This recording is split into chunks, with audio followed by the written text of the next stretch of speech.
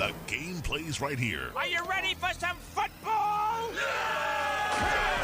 Your sports leader, WOHS Shelby, WLON Lincoln, and WCSL Cherryville Gastonia.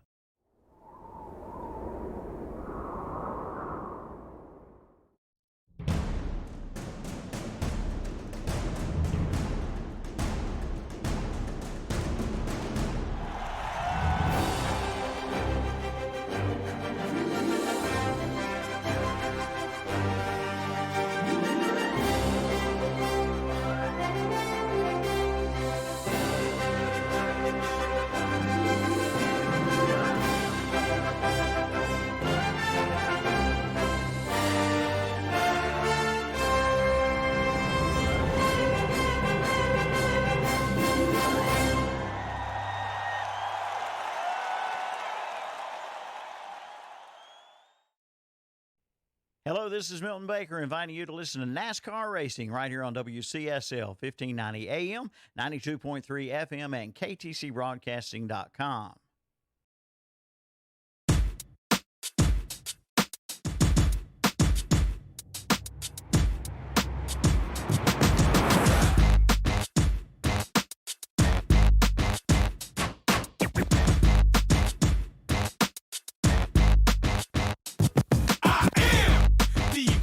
Man, I only do things incredible can, cause I am the seed of a chosen breed. You don't see too many like me, cause I am one of the reasons you do what you do when you wanna be me instead of you, cause I am still on beat, showing love to the streets. Come on, you know me, cause that's who I am.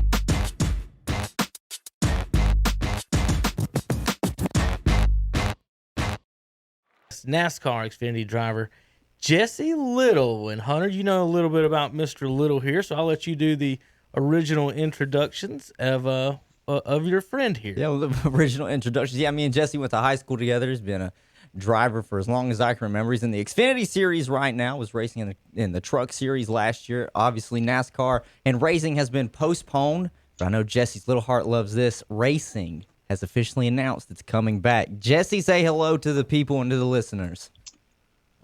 Hey guys, how's it going? Like Hunter said, we're back, baby. We're ready to go. You want to give us a good old boogity boogity boogity? Let's go racing. I'll leave that to the professional. well, Jesse Little's in. I can't. I don't want to do him any. I don't want to do any disservice to him. Oh yeah. Great, Darryl Walter. Yeah. Well, Jesse, we want to thank you for joining the show. We've got kind of a bunch of questions here. Maybe you can fill us out on exactly what's going on inside the sport, that questions we may have.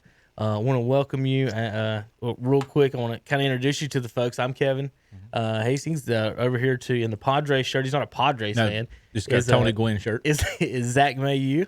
And, of course, you know Hunter. A little bit of background, Jesse. So what we do like to do, first of all, with our guest is get info on you, not necessarily on racing. What we want to know is who your favorite sports teams are, and go from there. So for in all the sports, so Hunter is a Redskins, a Wizards, a Tar Heel, Bulldogs, and Braves fan. Zach is Braves, Tar Heels, Panthers. And who's your NASCAR favorite driver? Did you have one? Yeah, it's Kyle Busch. Kyle Busch was his. Mine is the Cardinals, not Cowboys anymore. I quit them. Cardinals, Browns, Hornets, and my family's favorite drivers when I was small, Jesse, was we were Petty fans. Yeah. And when Petty. Right, so of course, Earnhardt Not Kyle Petty, but not Kyle. Yeah, my mother loved now Jesse. My mother loved some Kyle Petty, and the ladies did back in the day. I don't know if you're aware of that one, but the ladies loved some Kyle Petty. But Richard, our family liked the Pettys, and so when Richard retired, Earnhardt trying to break his records, my grandmother then started liking Jeff Gordon because she thought he was cute.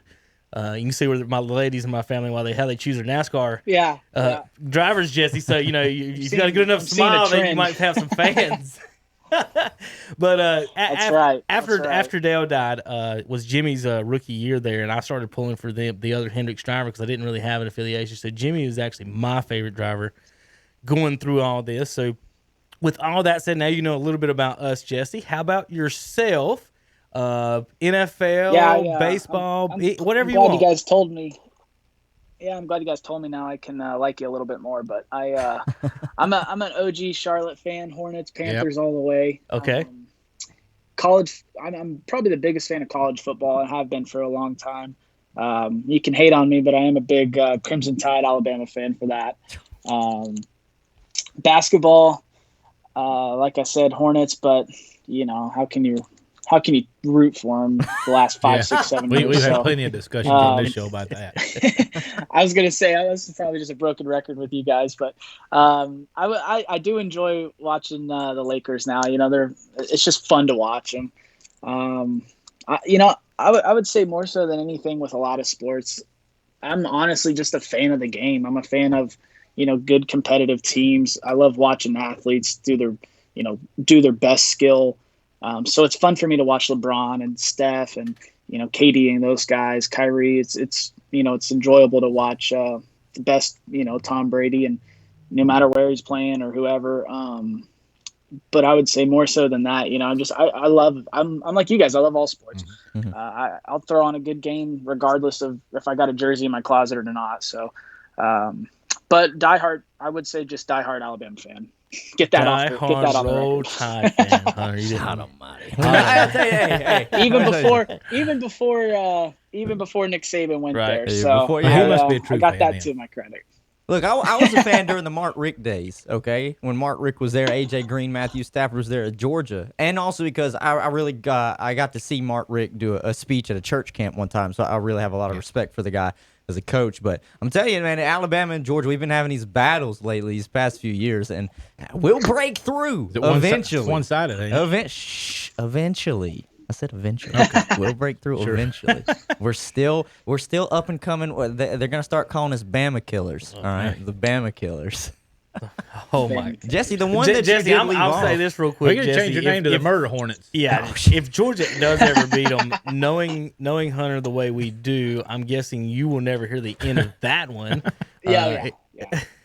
Hey, well, I tell you what, Jesse. We're talking to these other teams real quick. Let's back up before you get into these teams. As a kid growing up, when you started racing, at what age, and where you started getting into that. What got you into the racing?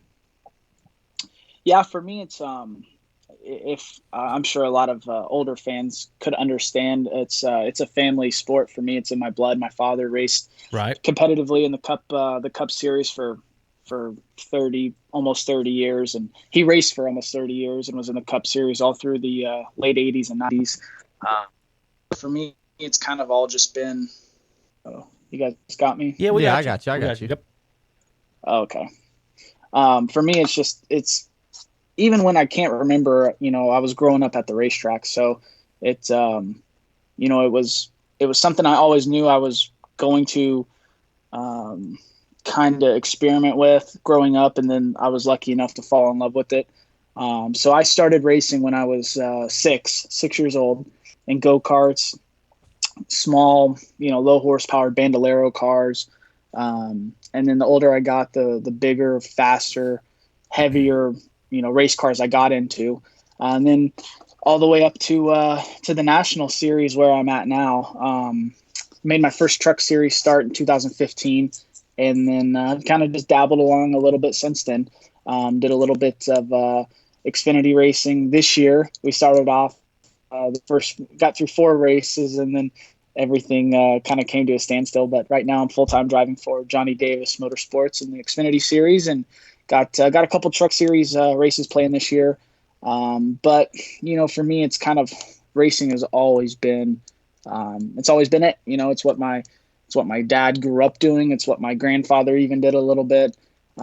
It's what my entire aunts and uncles moved across the country for my dad to follow with. So it's kind of, there's not a single topic that is brought up without having some bit of racing attached to it in some way. Do you enjoy? Are you as far as a racing head? Are you one of those that can just turn on about any type of racing and just watch it on TV, or are you too busy with what you're doing now? I know you're in school at UNC Charlotte, which you guys got a football team now. It's about time to give up that Roll Tide for for That's the right. Golden Nuggets, right? That's right.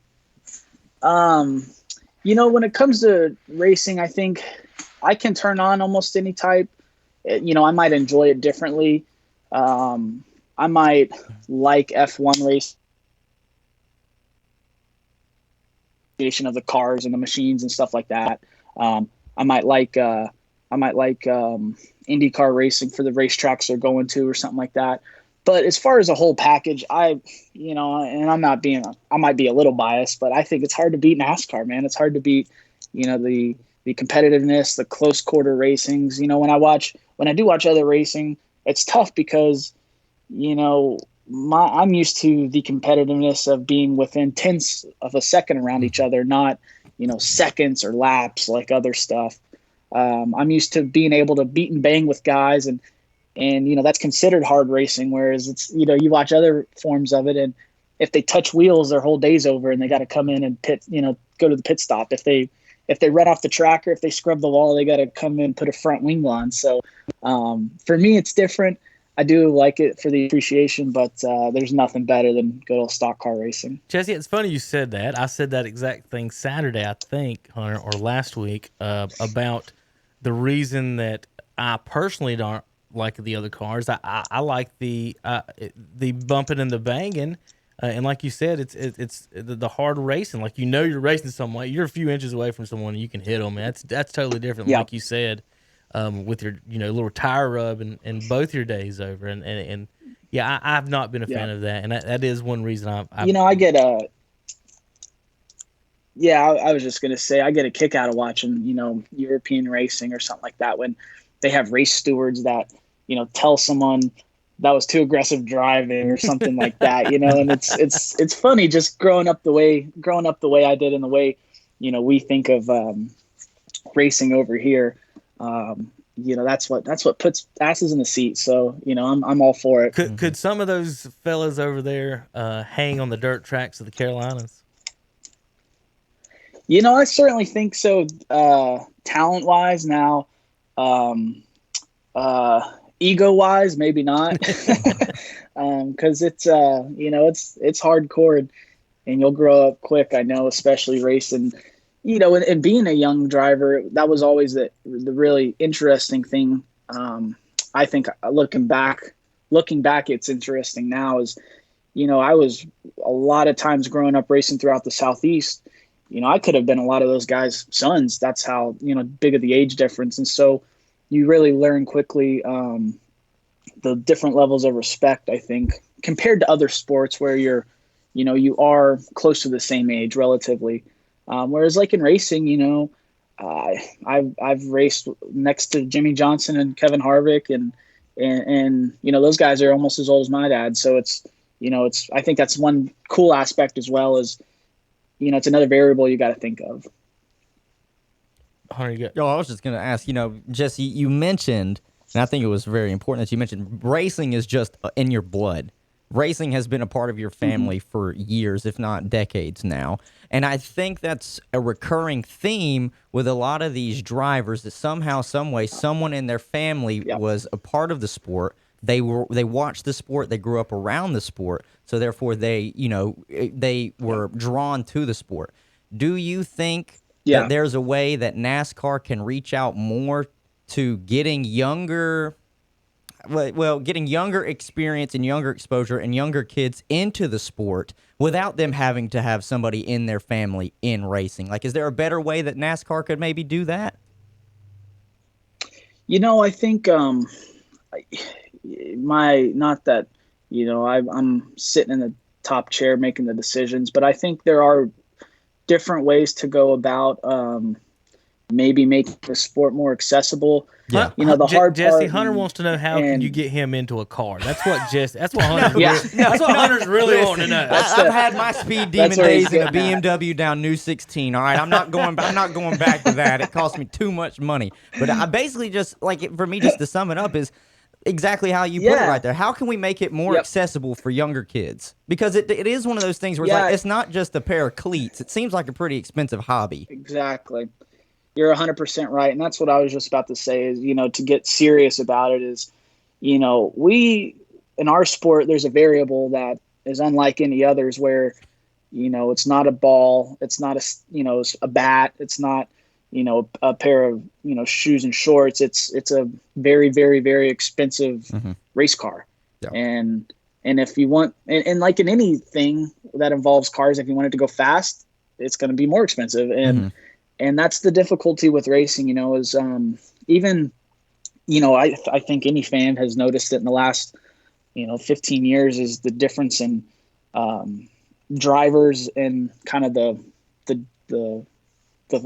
further we're getting away from the good old days of, going to the car lot, buying a Buick and taking it to the track and racing, and it's tough, but There's that's not just how much the of a times have stock changed. car I think in there it are anymore. No, there's not. And, and even at the bottom, even at the early entrance levels, when I started racing from the very beginning, nothing's relative, it's cheaper, but it's, it might not be that cheap to some people, a lot of people. And that's the hard part with our sport, is our variable, it just happens to be very, very expensive. And so I do think that's maybe one area that's always going to be hard for racing in general is, I can go shoot hoops and I automatically appreciate, LeBron or KD. I idolize them because I can't dunk, or I can go pick up the same golf clubs and swing my epic driver, but I'm not going to hit it as far as Ricky Fowler. So I think there's always going to be some level of separation from fan and driver, but, then the argument can be made that almost maybe puts the sport on a higher pedestal in the sense of, we're actual athletes that, are doing things a very, very, very fraction of a percentage of people will ever do. So, there's just different ways to look at it. I guess kind of what Hunter's getting at too as well, and kind of what I'm thinking. I have an 8-year-old son, and we have a 4-wheeler track, basically go-kart track in our backyard through the woods that I've cut out for him. And he wants to race it about anything. He just wants to drive. But for the kids in the in the stands, and that is for the majority of fans, you could say are on the lower end of the wealth spectrum, and then the guys in it, it's tough for those kids to say, hey, maybe one day you could grow up to be that. When in basketball and baseball and other sports, it's more of it, like you're saying, you don't have to spend as much money or put into that. What I'm thinking maybe is some type of a kids league, a traveling kids go-kart league or something. I don't know. Just fun, it might be funded from the top. Yeah. And honestly, maybe even put aside the money aspect. It's hard just, if you want to be really good at something, you got to do it a lot and practice. And, I can't even really do that. It's to lease a facility, a racetrack, you got to have ambulances there. You got to have the staff, to get the track ready, so practicing is almost even out of the question. So It's like, okay, well then how do you get really good at it? And it's, well, you race a lot. Well, then it goes back to the money side. So, it is difficult. It is difficult to say, well, how do we make it more open and, and easier entrance to the, to the market. And it's, I don't have that answer. I'd like to think that, it kind of will always, help itself, fix itself. It is tough. And at the same time, I think, the best thing drivers can do is give back a little. I think Kyle Busch does a fantastic job of racing short tracks and going back to his home state and running some super late model races and going up to Michigan and running the big super late model races there. Like, I think that's so awesome. And that's, one small thing, but it helps. It puts a lot of fans in those grandstands and a lot of local help, a lot of local support around that short track. And, I guess that's the easiest way to put it is that's the number one. That's probably the number one most helpful thing is just supporting the local racing, the local short tracks, your Hickory Motor Speedways.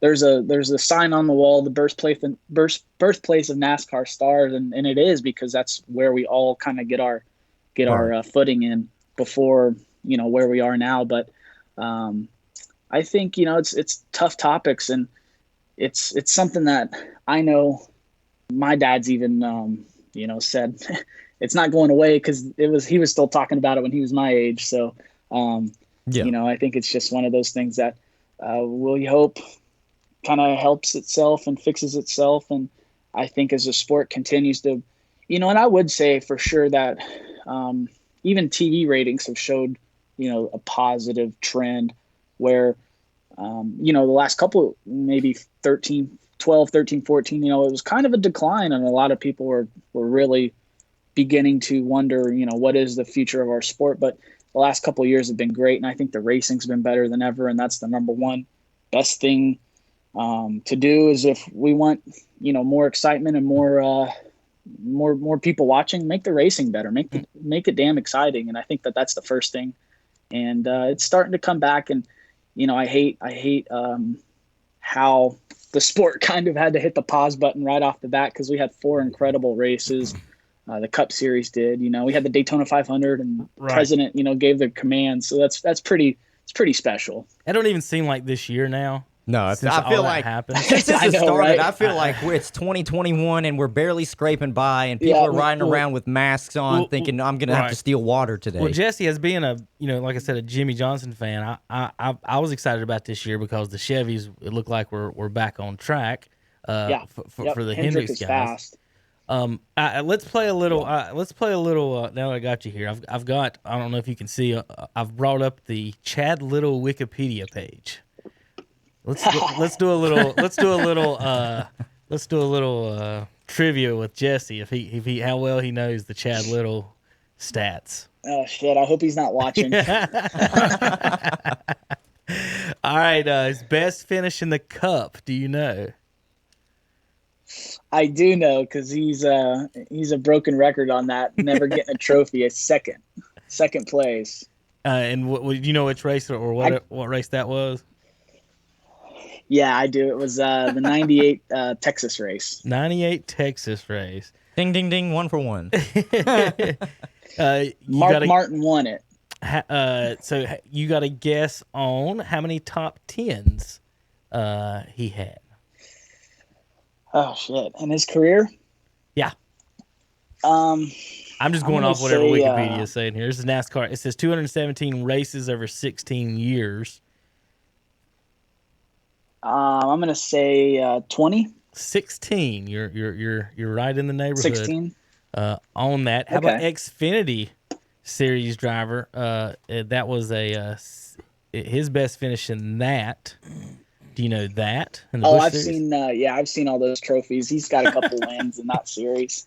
All right, I want to check on that one. His first race was the 1992 Watkins Glen race. It says last win, 95 Ford Credit 500 in South Boston. First win, the 95 Goodies 300 Daytona. Truck Series. Daytona.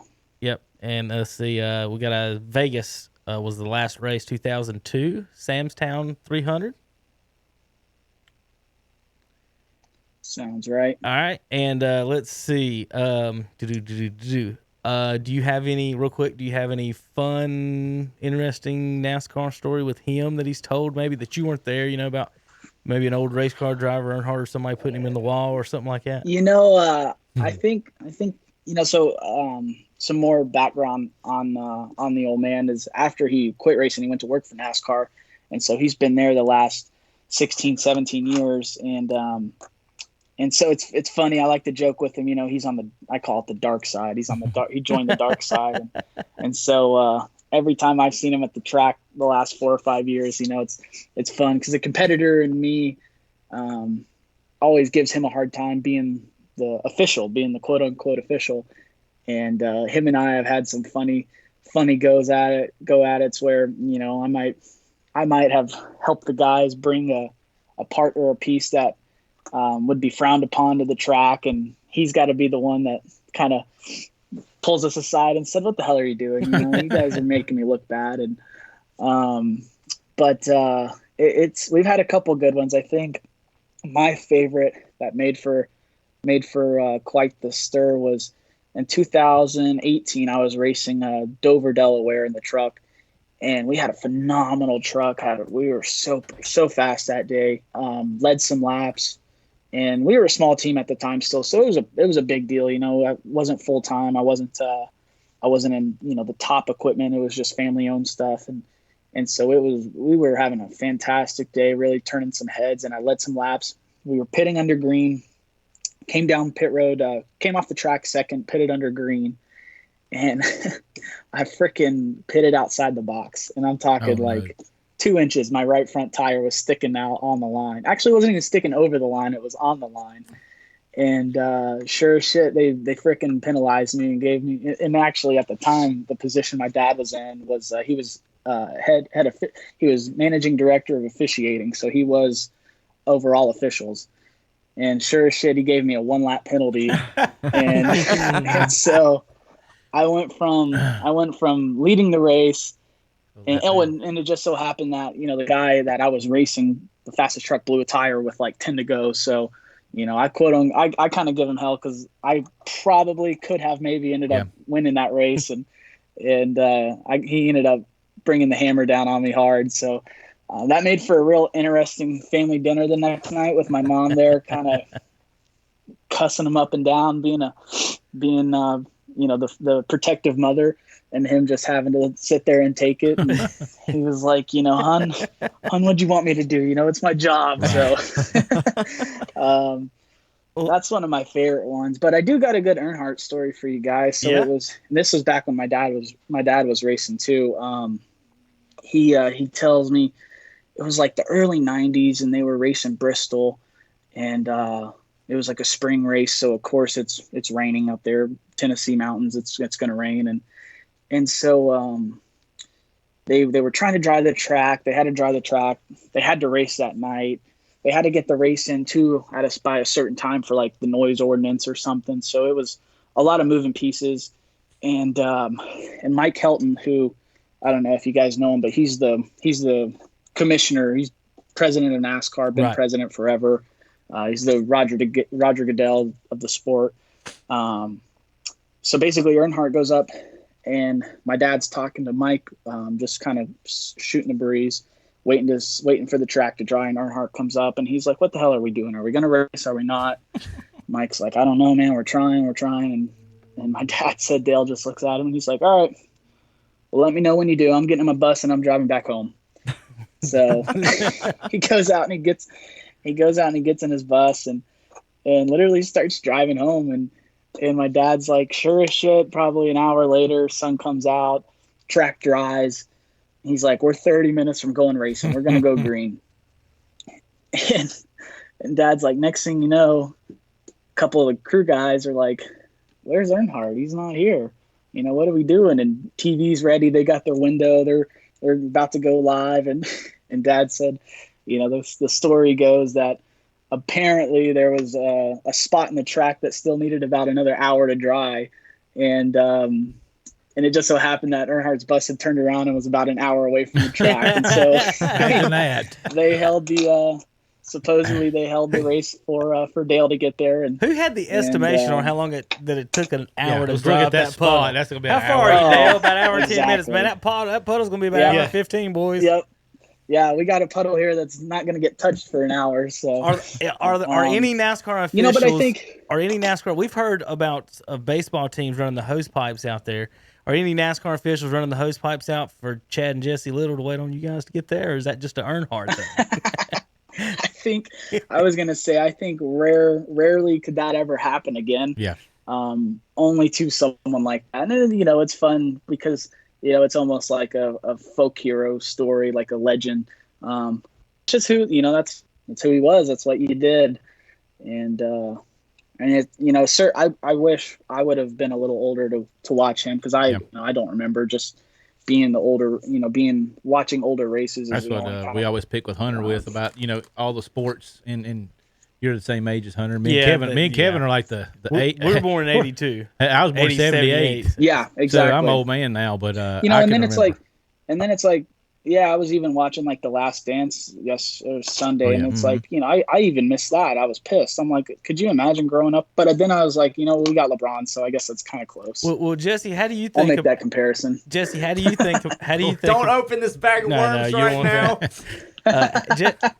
Well, Jesse, how do you think about crap? You just lost me. I was about to ask him something about You're probably going to ask About him about how Jordan, handled himself. And No, it wasn't about that. It was something about, he said LeBron. It was something about that, and I lost my mind real quick. I'll get it back in a second. Jesse, I'm looking at the 98 Texas 500. Chad Little second to Mark Martin. Both of them Jack Roush drivers. Mark won plenty of races. He could have moved over out of the way for Chad, couldn't he? Yeah, actually, I think there's another funny story to that too, where like He led 49 races. Laps. Yeah, Mark was high in the points. Mark was like high in the points and was having a really good year that year, and Dad was leading. I think leading with like they were coming to like 20 to go, and the race had been going green the whole time, and they came down pit road under green, and Dad took 4 tires, and right after Mark came down and only took 2, and so he caught him out on the track. No, he passed him while they were pitting on the pit cycle, and Dad was never able to chase him back down, and he was always mad because he said that, like, why didn't we take 2? Like, what the hell? That was like a team order type of thing. Who knows? It is. Yeah, it's kind of. Yeah, weird. He was always salty about that one. Well, he led 49 laps. It wasn't the most of the day. Actually, the driver led the most was Mayfield with 105 laps, and then Dale Jarrett had 51, and then of course Mr. Little there with 49. He was third in laps led. So Good Jesse, I just got a question for you. We've obviously talked about your dad, and we've talked about the past and growing up in the sport. Well, the sport's back after a short hiatus now, and NASCAR has put out the idea. What is it for the first 4 races so far? They're going to be 2 in the same week. Technically, if you count Sundays as the start of the week, they're going to be 2 in the same week. There's going to be one Sundays and one on Wednesday, both at the same track, obviously to cut down on travel. Do you think this is a step in the right direction, and do you think that's a great idea, the 2 races at the same track in 1 week? Yeah, absolutely, man. I think like everybody, I don't know how it feels yet about the term, the new normal, but I think, I think this is kind of the beginning of it in the sense of, not only are we going to race, not only will our schedule look different, but it's going to look different race day, for Darlington and for Charlotte. We're just showing up and racing. We're not going to have no practice. We're not going to qualify. Our schedules used to be 3 days where we'd show up and the first day was practice, second day was tech and qualifying, and third day was race by itself. Whereas now, we're going to be sleeping in our beds the same night, the night before a race and the night of the race, after the race. So I think, I think it's awesome. I'm so excited to kind of be in the sport that's leading the charge back, and, the level that NASCAR is going to make sure it's the right way is like, it's amazing. We got our email the other day as far as like at track, procedures, and they're making sure that nothing's going to, and I think, I think to be the first sport back, it's going to speak volumes to a lot. I think it's a great thing. I think it's going to be interesting. You being as young as you are, a couple of the other announcements they've talked about, I don't know if they've come up with anything official yet, but they've discussed, from what I've been looking at, is a return to Rockingham. That would be awesome. And some of these other tracks in the South that, if you lose some of these western tracks or northern tracks or other states that haven't opened yet, getting back to some of these southern routes tracks around here that obviously your dad probably drove on all of them, and that you have. I was wondering, have you been out? Have you got a chance to drive at Rockingham with your in Xfinity or truck or anything, and testing or anything like that? Not in the Xfinity or truck series, but in 2012, the K&N series went there, which is kind of like NASCAR's all like the ladder system with truck before Xfinity, and then Xfinity before Cup, and the K&N series is a regional touring series, and that's kind of one step below the truck series. And so I did race Rockingham in 2012 there, and I had a blast. I actually got it around there pretty good, so I would have no problem going back. Hell, for me, I say just let's show up to Hickory, line them up, and let's go. So I think talking about the new normal, to use that again, but we don't have any fans, so it's like, well, what venue can put on great racing. And it's, if all our fans are going to be watching on TV, what's going to put on great racing? So I think, I think whatever the decisions that have been made, I've been very happy with. So I'm sure it'll keep going in that direction, and everyone's going to be pleased. The fans are going to be pleased. I think, drivers, we just want to go race. It was interesting for me because I've never ran kind of a full-time series before. So, everything for me the last handful of years was always part-time, kind of race once a month. If this race goes good, we'll go to this race, in a couple weeks type of thing. And so this year it was going to be different for me, where I was going to be racing 35 times a year, 35 times this year. And I got through the first four, Daytona, and then the West Coast swing, Vegas, California, Phoenix. And then all this happened. So I went from kind of being on the opposite to going back and being like, oh, okay, well, I know what this feels like sitting on the couch waiting for a couple months. But, I think as soon as it does go back, I'm excited because I think some shit's going to go down. Some races are going to be good. Guys are going to be antsy, and I think everyone's going to win in the end. I'm ready for it to get back. I know we started off at the beginning of the year, and the way Daytona ended up, we should have knew that everything was going to be thrown off with the ending of that race. I mean, it was a great race, and we all know what happened with Ryan Newman at the end. I mean, me and Kevin's old enough to remember the Petty wreck and the Earnhardt wreck and the Ryan Newman wreck. And I think I was sitting there for a minute, and I text Kevin, I'm like, what did we just watch? I got cold chills thinking about it. So after that, I mean, everything in America has been upside down. So it was interesting for me too, because that was the very first wreck I've ever watched live, and like been scared about.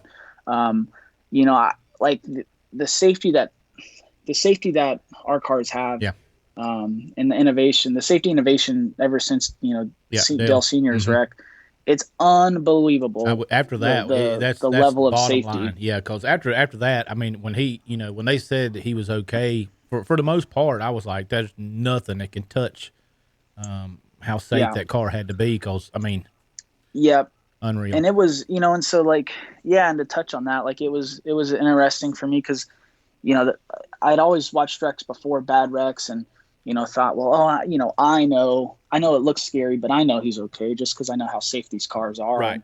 And Ryan's wreck was the first one that I watched, and I just kind of sat there for, felt like an hour and just sat there and was like, oh my God, this could finally be the thing that, and it did end up happening, reminding all of us drivers, even today, that what we do is still dangerous, and we're always kind of a little bit vulnerable in the sense whenever we put that helmet on and go out on that track. So it is amazing that Shitty was, he walked out of the hospital 2 days later. So right. I think it does, it speaks volumes for how far everything's come. Yeah. What was scary about that, and I'm guessing Jesse can probably tell me more than I obviously will, but is, you have all those safety measures and you have bumpers and all the things around you, but you can't prepare for a direct hit to the window. Yeah, T-bone. You're upside down, exactly. Direct hit to the window, and when it happened, and then the flame flew through it, I honestly, I walked in the house. I watched it outside in my man cave, and I walked in the house and just looked at my wife. And was like, I don't know if I just saw Ryan Newman get killed or not. And tweeted a couple of people to see if they were not tweeted, but text a couple of people to see if they were watching or not. But the Earnhardt crash, you've seen it time and time again. That's just a bump in the wall. Pedestrian looking just a bump, hit. Exactly. And he didn't have any neck safety advice. So today that would have been nothing almost. I would guess. That snapped his neck. But the Newman thing is the scariest thing I've ever seen in person. And Petty's was really bad. If you ever seen Petty's, where he's doing the spin, I don't even understand how he come out of that. Flipped like 12 times. Rusty did. Something like that. Look, real quick, have you done or been involved or got into any of the iRacing? I know you're in school, and I don't know if you got that type of time.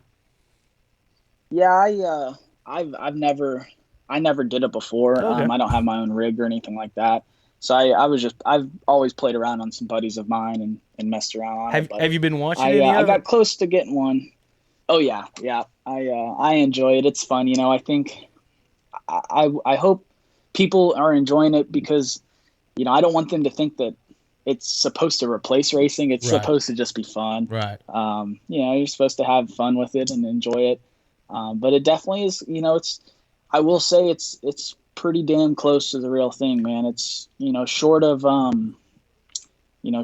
maybe the G's you feel and the sound, but, it's very realistic in my opinion. Do you watch from the tire fall off to, go ahead. I was just gonna say, do you watch the television coverage or something else? I'll tell you what I watch.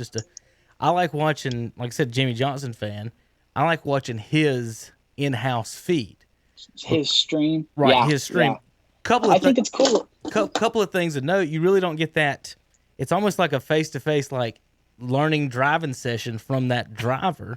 And then Yep. what I think is cool Yep. is hearing the spotters talk to Jimmy, and people don't get this about racing a lot, about what angle to enter the corners, when to brake, when to let off, and how much tire to use. Like they really, really talk about that a lot, even in the iRacing.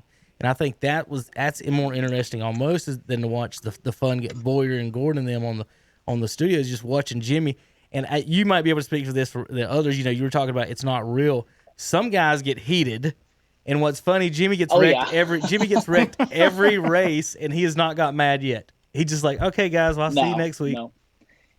No. And honestly, I think that's how I would be if I'm looking at it. It's a video game, man. Right. You still at the get end of the day, it competitive. is. Lot cheaper to wreck that and car. I think There's not $1 million car to wreck, is there? exactly, yeah, yeah. I tell you what, that's the nice part too, is when you wreck, you just hit reset. That's right. I wish we all had one of those. Hey, Jess, let me ask you this, keeping with the but I think- iRacing. Well, didn't mean to cut you off there, but I just wanted to ask you, keep with the iRacing. Obviously, NASCAR has embraced it, or else they wouldn't be doing the coverage that they are. They've really wrapped their arms around it, not only as a practice tool. Do you think this would be something cool that NASCAR could implement at, like, track day, maybe like the Friday before a race Absolutely. that's going to be on Sundays, get the fans a little bit interactive with it, and if it's available to the general public, maybe do, like, online tournaments where, oh, guess what? Kyle Busch is going to be in the iRacing seat this week. 20 lucky fans get a chance to race against them on Daytona. I think that would be a really great marketing move for NASCAR to really embrace iRacing right now. Absolutely. Yeah, absolutely. And like you said, to touch on it, it's filled, it did its job of filling the void, but I think a lot of people are getting creative, and, sponsors and NASCAR alone are saying, well, let's keep this going, because obviously people are enjoying it. And like you said, it's, anyone can go get a wheel and pedals and subscribe online. And so it's pretty cool to have that opportunity in, a lot of other sports. There's plenty of examples of that, right? Guys playing ball players on 2K and stuff like that. So, I think it'd be fun. I think it's a great idea, and it's it's enjoyable. It's, racing games have always been fun. In my opinion, racing games have always been like as enjoyable as almost anything else. Yeah. And to actually drive it with a wheel and pedals, it's pretty damn cool.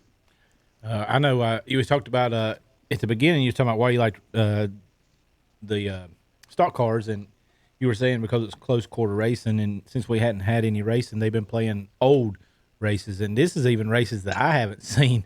As old as I am, it was like 84, 86. I've been watching a lot on It's like 84, 86, and you're talking about Rockingham. It was at Rockingham, and I think it was Jeff Bodine and Earnhardt just not like each other at all.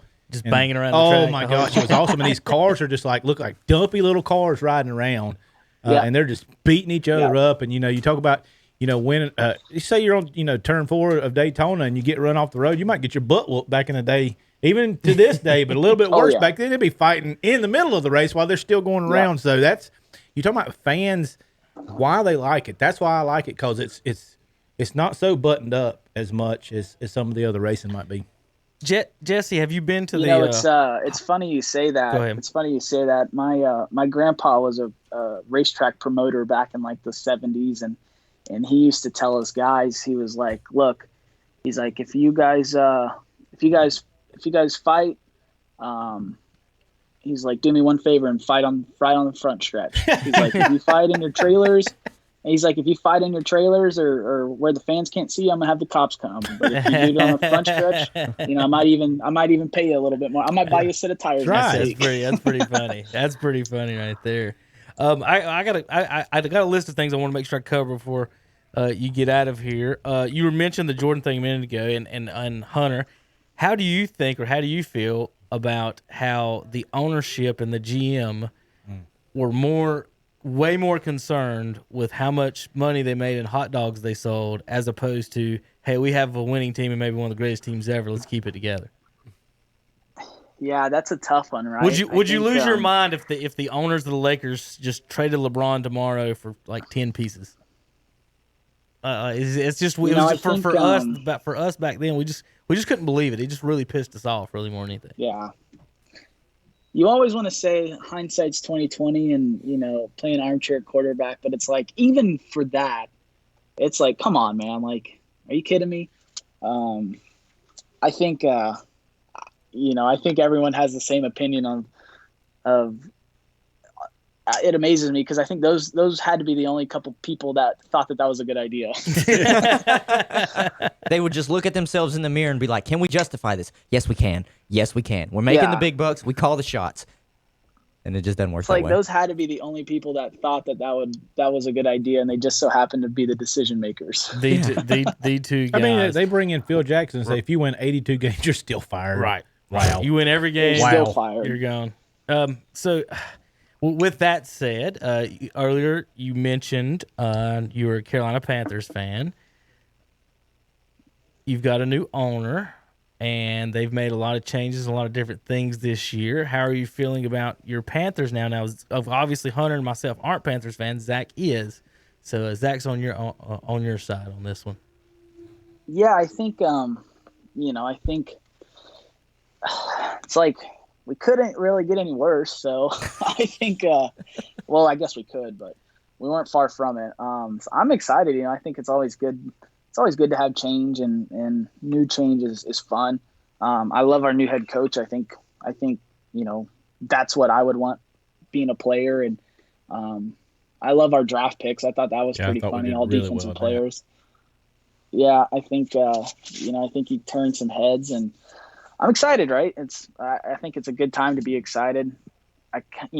We'll see how it goes come fall. I mean, you'll be excited until they release the schedules tomorrow and see who all you have to play. Yeah. Let me tell you that. Well, that away schedule is rough. You have to go to Washington, which is what Hunter's talking about. Come on now. He's wanting a road trip with wanting a road trip with the Littles is what he wants to Washington. What'd they say the other day? There's no international games anymore or something? This year, they will not be playing overseas in England. They usually have the games that they do over in England. Jacksonville was scheduled for 2 or 3 of them. Yeah. So Jacksonville actually gets to play at home now. Imagine that. Maybe they don't want to travel across the pond and consider that a home game. Maybe they'll make some money so that they don't think about moving the team out of Jacksonville. I don't know. But, yeah, they did say that they're not – because there was also supposed to be another game. Was it this year or next year in Mexico City? They were going to make up for the awful – field conditions that they had last year. So they've canceled all of the games that are supposed to be out of the country. So everything's going to be in the States. There you go, like it should be. I mean, they got televisions, That's something Terry would say. That's the Terry and me coming out. They got televisions. Jesse, did you see the Phil Jackson episode of when the owner shot the referee? No, what? When Phil Jackson was coaching down, I think it was Puerto Rico. It was Puerto Rico, yeah. His team owner. No, I thought it was the governor. What? No. Yeah, I thought it wasn't team owner. I thought it was the governor. No, the team owner shot the referee. The team owner shot the referee over a call, and he was banned from home games. That was it. So that was his punishment. He could go to the away games after this, but he was banned from home games for shooting the referee. The referee. You gotta love it, man. Now, you didn't want to shoot that one NASCAR official, did you? No, I couldn't have done that. Put him in a headlock or two. So. Oh man! Now, I did get in trouble one time. I was young. I was racing a limited late model. Actually, talking about old tracks, I was racing at North Wilkesboro. Okay. And I was going to bring that up in this just a was second. 2010. Yeah, this was 2010, and they made a BS call about me spinning out this guy. Totally disagreed, and so they held me on the front stretch and sent me to the back. And while they were holding me, I flipped the bird to the official that was holding me. And and after the race, they called me to the trailer. Everyone, my mom's there, and crew chief's like, "What's the deal?" And I'm like, "I don't know." So I get there, and they're like, the race director comes. He had come down from the tower, and he's like, "I don't appreciate you treating my officials that way." And my mom's like, "What'd he do?" And he's like, "He flipped him off," and she was like so disappointed. I was like, "Oh shit, I messed that one up." I'm like, and my mom had to be here with me to hear that. Figures. That's the worst one. I was like Mom, 13 years old. That's the worst one of mom there, isn't it? Dang, if you got scolded just for flipping off the official, my parents didn't scold me for the stuff I used to say to referees, like in the center of the field. At my final high school playoff game, the referee literally followed me for 5 minutes saying, 13, don't make me pull this card on you. Don't make me blow this whistle. I said, you got anything else to fucking do besides follow me in this playoff game? He had made me so mad. Oh my God. I really did give officials hell, but if that's all I wish that's all I did. So, I wish I had that kind of restraint. Jesse, did you play Actually, any? what ahead. made it even better is like literally the 2 weeks after that or the next week, Kyle Busch is racing Texas, if you remember, in the Cup car, and they said he was speeding down pit road, so he comes down pit road again, and the official's holding him in the box, and he double birds the official, and I'm like, see, like Kyle just did it. Yeah. That's the big deal. And then of course, like NASCAR brings him back down again to serve another lap penalty for misconduct, and I'm like, okay, they got me. Okay, they got me. That's Zach's driver there. Yeah, that's awesome. Jesse, I'm looking at the last race up at North Wilkesboro. I went to Appalachian State, so I got there 4 years after North Wilkesboro closed. So I never got. I've driven by it 100 times, but I've never actually got to see a race there. Gordon won, Earnhardt second, Jarrett third, Burton fourth, Terry Labonte fifth, Rick Mast, Rudd, Hamilton, Mark Martin, and Rusty Wallace. They're going back to North Wilkesboro this weekend for iRacing after Junior cleared off the track for the scanners up there. So that's another thing that the folks are kind of excited about. I'm excited just to, even if it is the iRacing, seeing it. And Jeff Gordon said that I think he may be going to race in this as well. That'll be cool. Yeah, I think it's a fun track, man. I got to race there the one time I got to race there. I loved it. It's so unique, and I think that's why everyone still talks about it and it's still brought up so much. It's like there's no other track like it, and I don't know why, because you don't even argue about it. Like, it put on such great racing all the time. So turns three and four were actually uphill. Is turn three was uphill and one the back was straightaway downhill. was uphill. Yeah, That's right. Yeah, the back straightaway, I remember going uphill, and it was just so unique. It was fun. And it's the perfect speed. Where I think that's another reason NASCAR's talking about going back to like the beating and banging and the product on the track is we go to short tracks where we can our top speed's not that fast. We can get away with it. North Wilkesboro is a perfect example where, you're only doing maybe 100 at the end of the straightaway and I don't know, 60 in the corner, 50 in the corner. You can get away with a lot, and it's not, you're not going to hurt the car, and you're not going to hurt the other driver. So it's like, why not? Why not beat, bang, spin out, come, door slam, go to the back, come to the front. I think this week will be cool. I'm sure the same good guys are going to win. I'm sure Byron's going to win again, and Garrett's going to be fast, and Timmy Hill will be fast. But I watched the race for the mid-pack action. Well, yeah, like I said, I like watching Jimmy. I like watching him wrecking the back. he's just as happy Jimmy. as he can be. Oh gosh, that guy bumped me. I rent a room for my buddy Cole Custer, and he comes in off of his sim every Sunday, just sweating. He's like, God, those things suck, man. And he finishes like 32nd or something. And I'm like, what? You suck at it. Why are you putting in so much effort? Nah, I got to give him some shit. Well, Jesse, did you play any sports at Bandy's?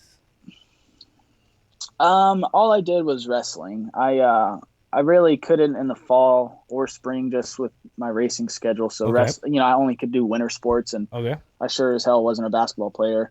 I've seen it. I can attest to that. I He's not a basketball player, but we'll still pick you.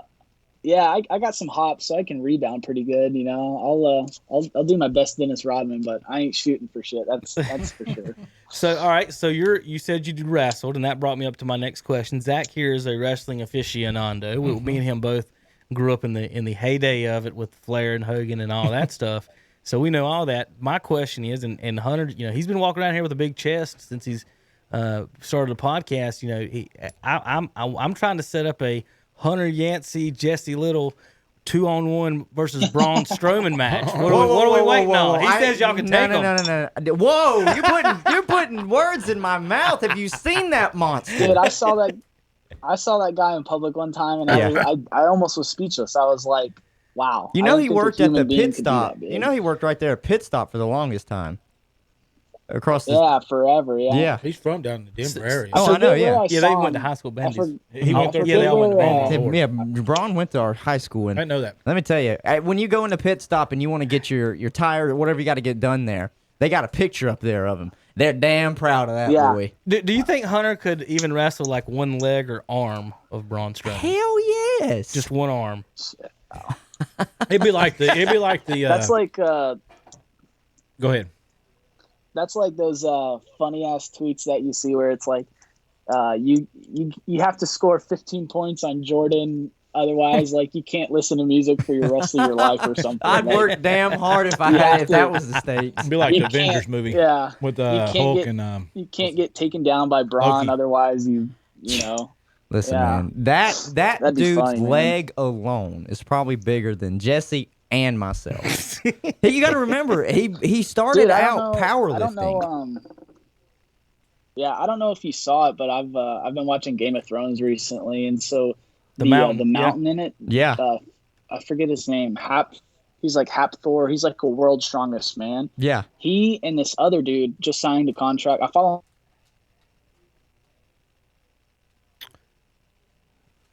And it's like the world's heaviest boxing match. Dude, these two guys are like 400 pounds, and they're like 6'10", and they're going to box next year.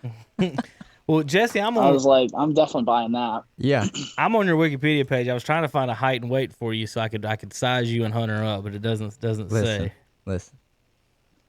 We wouldn't stand a chance. I know the NASCAR drivers aren't too big. I've done my best to get that removed off the web. Yeah. How much money did you pay him? How much, Jesse? We had to keep that secret now.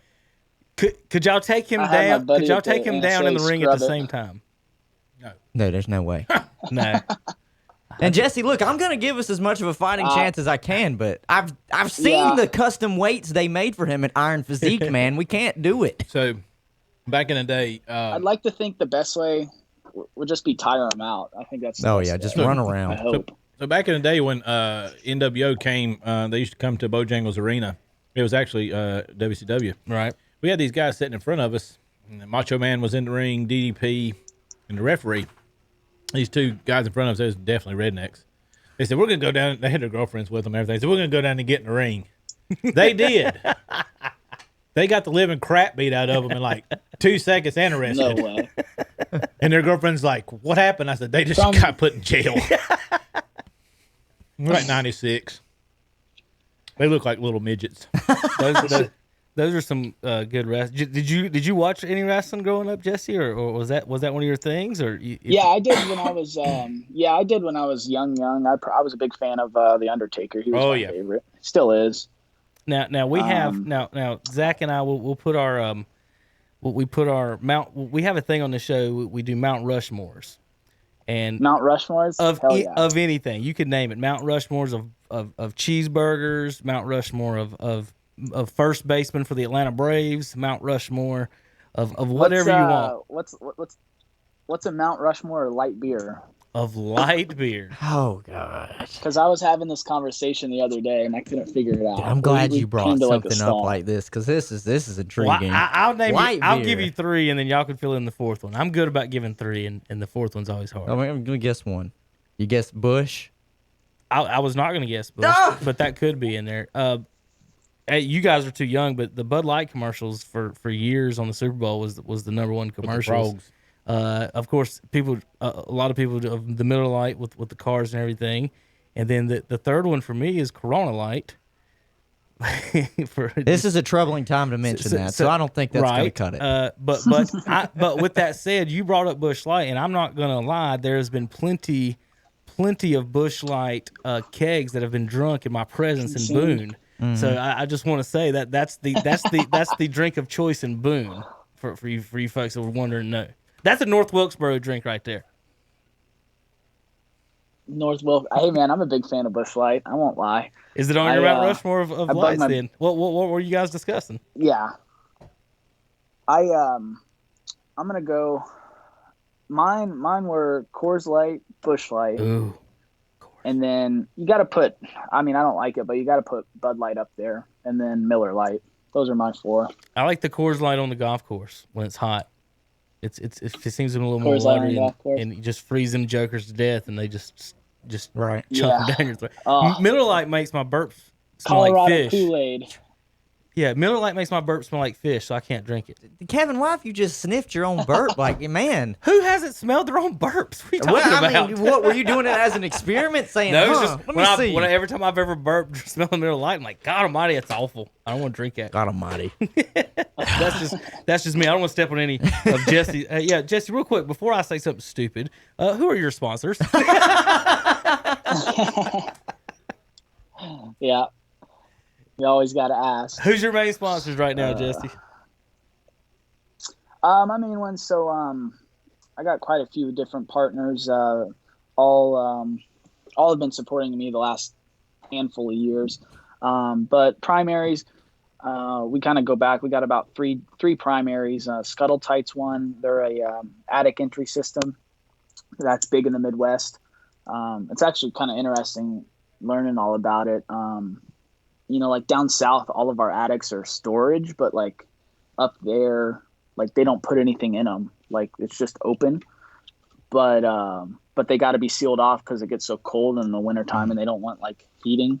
They don't want like the heat to leak up there. So they all have like these attic seals, but then it's hard to access them. So Scuttle Tight's got a nice product that allows you to enter it, but also, keeps your costs low and won't let heat leak. So he's been a good partner of mine the last handful of years. And then we have a lot of product sponsors, shocks, Penske shocks, PFC brakes, SRI products, performance products. They kind of help us out with all of our consumables, brake clean, stuff like that. And then a couple new cool companies that we were able to get on board this year. Series Seating is one. They do like auditorium seating and stadium seating and stuff like that. So they were a great partner of ours at Daytona and Vegas, California. And then we get a lot of associates, I think, kind of running mid pack where we do. That's because of our budget. That's kind of an interesting thing that we can dive into in the sport is, the top 10 are probably in the Xfinity series are probably spending 4 or 5 times what our team does. Mm-hmm. So, we know our budget, we know where we're going to race, we know where we're going to finish. And for us, we're able to get a lot of help with associates, on that week. We do a lot of work in that region or that market, with local anything, restaurants, hotels, businesses that just want to advertise or people that just want to do some hospitality and come out to the track. NASCAR is kind of a great, I think you're able to leverage so much with your sponsors that you can almost figure out how to benefit them regardless, and that's really what's changed the last handful of years too. To get into the other topic is, it's become expensive, and it's become so expensive that, and while it's become expensive, the popularity is kind of leveled off from what it was in the late 90s, early 2000s of being this really new and exciting thing. And and I like to use the example of no longer do sponsors just, the dessert is no longer just seeing their name on the car going around in circles. That's kind of the icing on the cake. They want return. And the best example is, Caterpillar. No fan's going to watch the car and go buy a bulldozer. Those are, Right. That's completely different. But Caterpillar is able to use it because they're able to leverage so much through hospitality and employee incentives and sales. And, they're maybe doing a big project with a contractor and they want to bring the contractor to a race and they can have suite passes and meet the drivers and sit in the meetings and stuff like that. So, we're able to do so much that everyone's getting creative and you can almost satisfy any kind of business. Right. You can almost satisfy any kind of business regardless. We do a lot of work with B2B stuff. Mm-hmm. So we'll maybe I have a partner that does a lot of development and construction work. And so my team, we work on my personal team, my manager, marketing guy and stuff. We work on big businesses that want to partner with him. And then in return, I get a kickback. So it's, you kind of get creative. Right. You do whatever you can in this day and age. Yeah. How hard I is was just it? going to say this, though, because I know all about that because do you remember a few years ago, I was interviewing with Joe Gibbs. I was interviewing at JGR, and I was trying to get on the media department. And, this was like a year or two out of broadcasting school. But I remember Boris, who was over their media department, he told me, he said, all right, here's the thing. These sponsors want more than just to put their label on the car. They're expecting us to cut commercials for like M&M's and Kyle Busch. Yep. They're wanting us to cut commercials for DeWalt. They're wanting us to cut a bunch of commercials that we can. They're looking at us as basically their media platform to create their promotionals and use not just the car but the driver's face, because that's what the consumer is going to recognize. If you're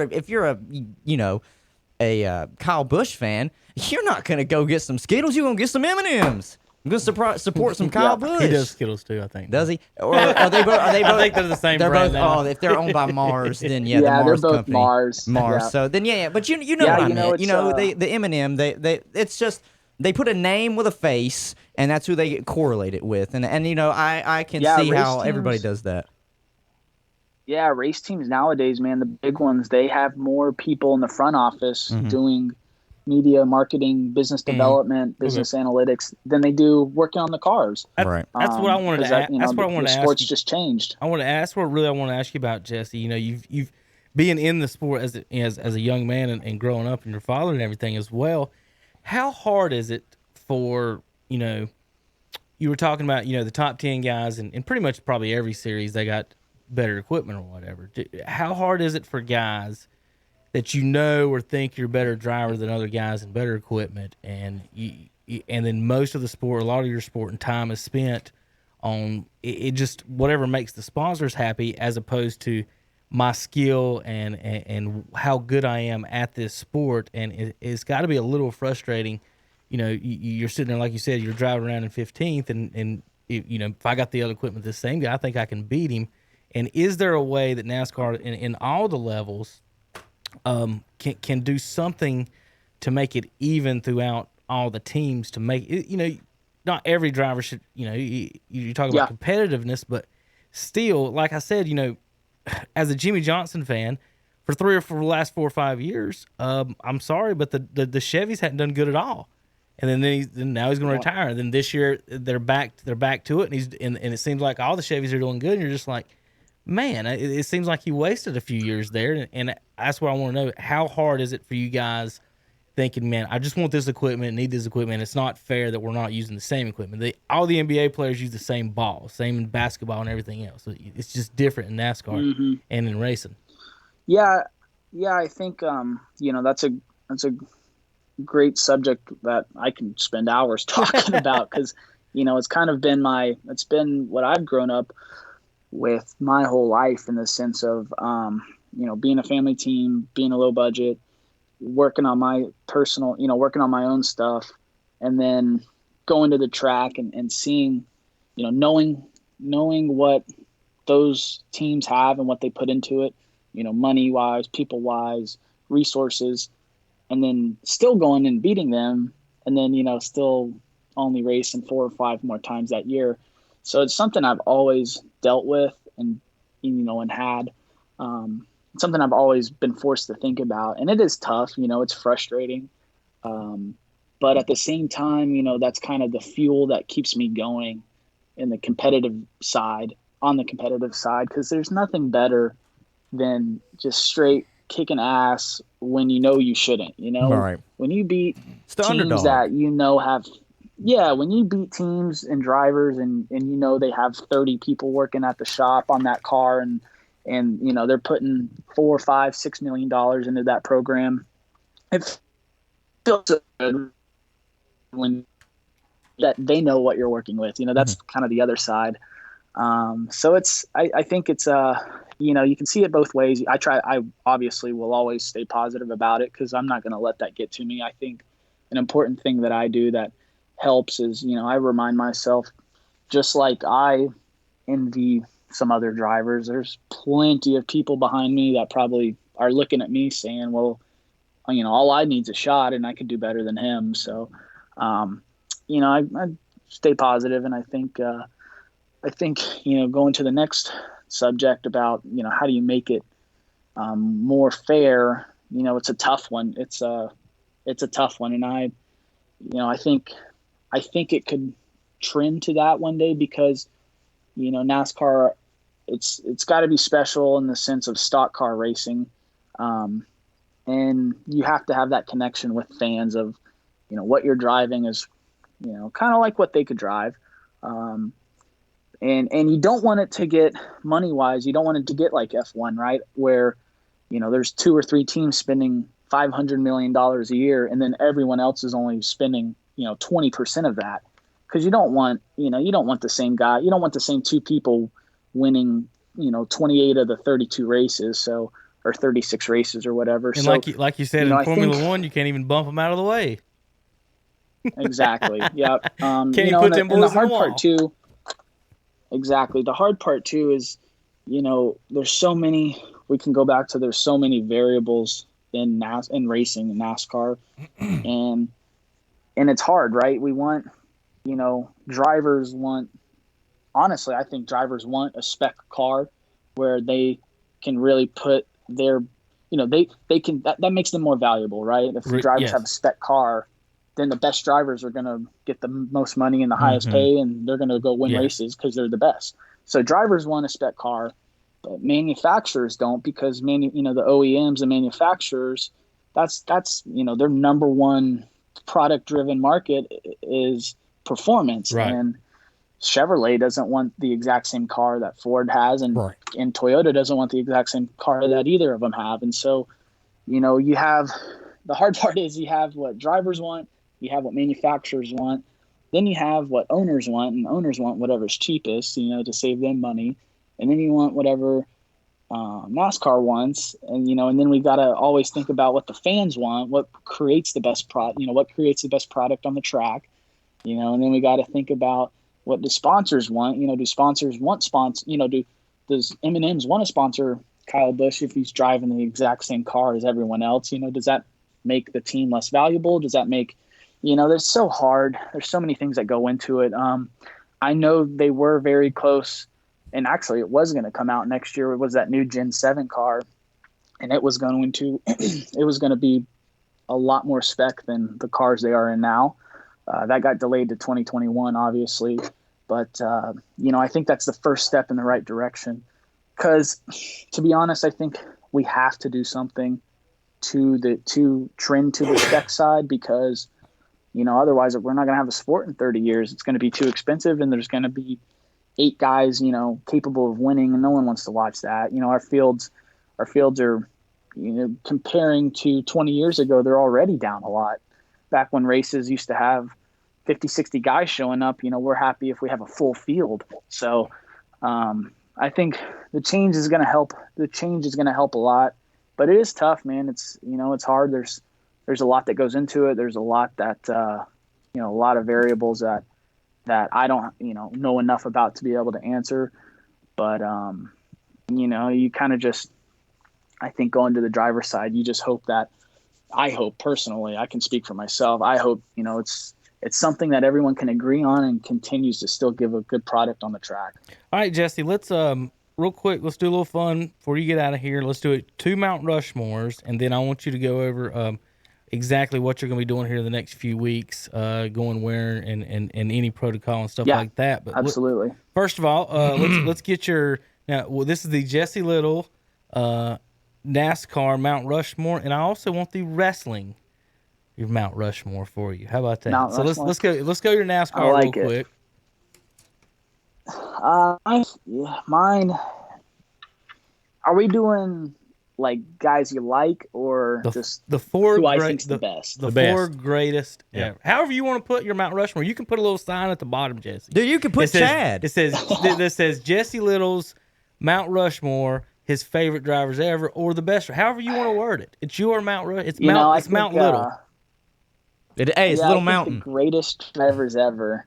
Greatest drivers ever. That's a good one. I think you have to put the two guys, actually 3 guys really, and that's Dale Sr., Richard, and Jimmy. Yep. And I think I'd put Kyle Busch as the 4th. I think those four I approve that message. Arguably the greatest ever. The greatest to ever do it. Jesse, you ever notice sometimes whenever people maybe do, you got to say the best 4. Most of the room can agree on 3, but it's always that 4th one. It's always that 4th one. Yeah. Well, 3. The 7-time champions is easy. Yes, the 4th one is easy. So you got the silver. And then it's hard too. It's hard too because it's like, well, his greatest. What about it?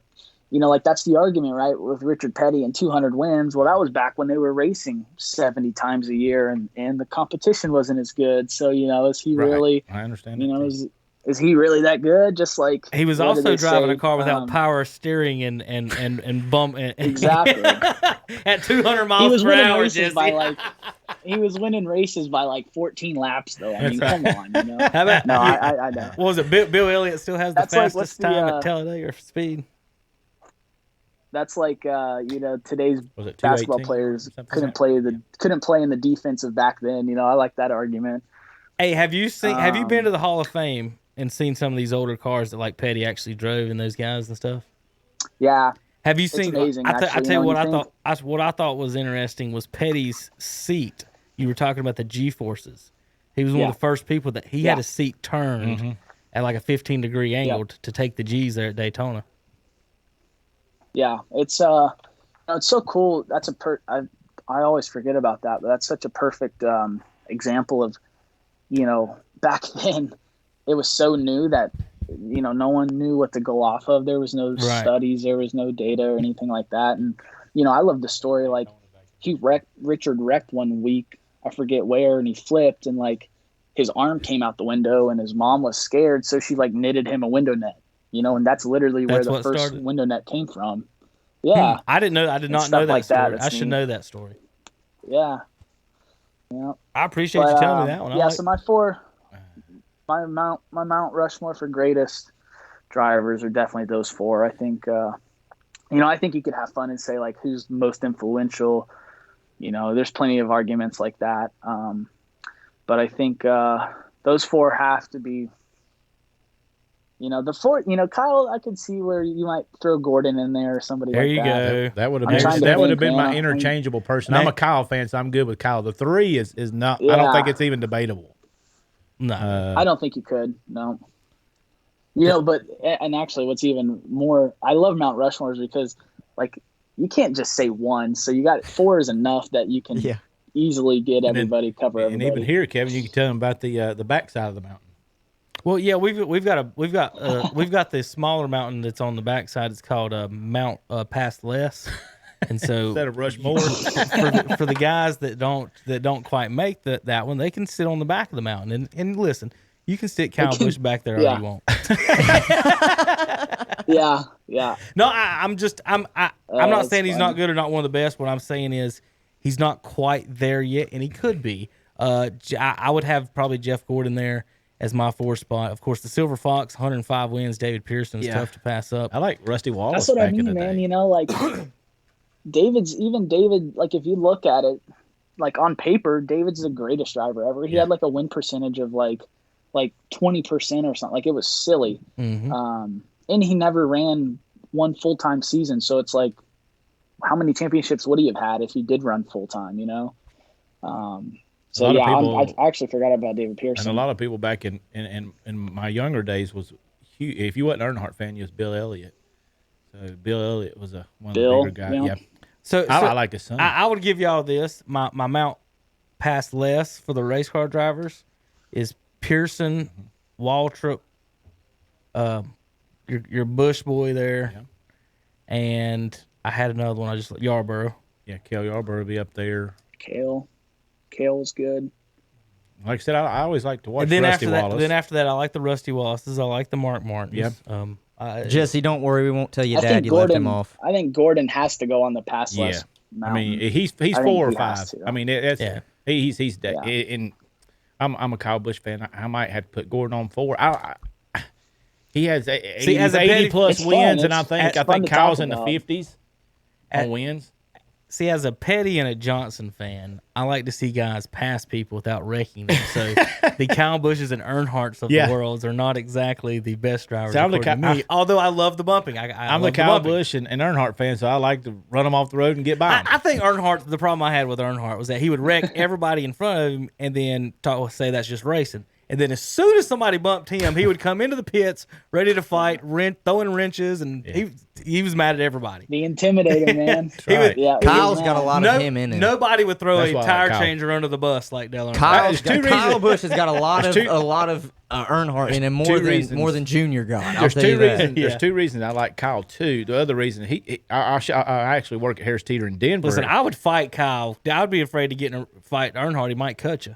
I work at the Harris Teeter in Denver, and him and his wife used to shop at our store, and he was really personable. He always wore his NOS hat, but his wife was really personable too, and they had lost a child or tried to have children and had some trouble, and they help with a lot of that stuff too. So that's another reason I like them, because we lost a child, and they help with people that can't, with in vitro fertilization and stuff. So I like the way he races, The and I like foundation him. does a lot of great stuff. Yeah. All right, Jesse, wrestling, Mount Rushmore of your Mount Rushmore, not ours, not anybody else, not whatever. Me and Zach have slightly different ones. We've got Pretty a different on the 4th one as usual. Always. But the first 3 we got the same 3, but the 4th one's a little bit different. Let's hear what you have to say. Let's hear what the 22-year-old, is that how you are, Jess? 23. 23 now. You guys are getting old now, aren't you? Yes, sir. 23-year-old wrestling fan. Let's hear what Jesse has to say on that. For me, this is a pretty easy one because I only watched, I only watched for these guys. Mm-hmm. I know one of them, and it just so happens to be 4. So it's easily Undertaker, Triple H, Shawn Michaels, and John Cena.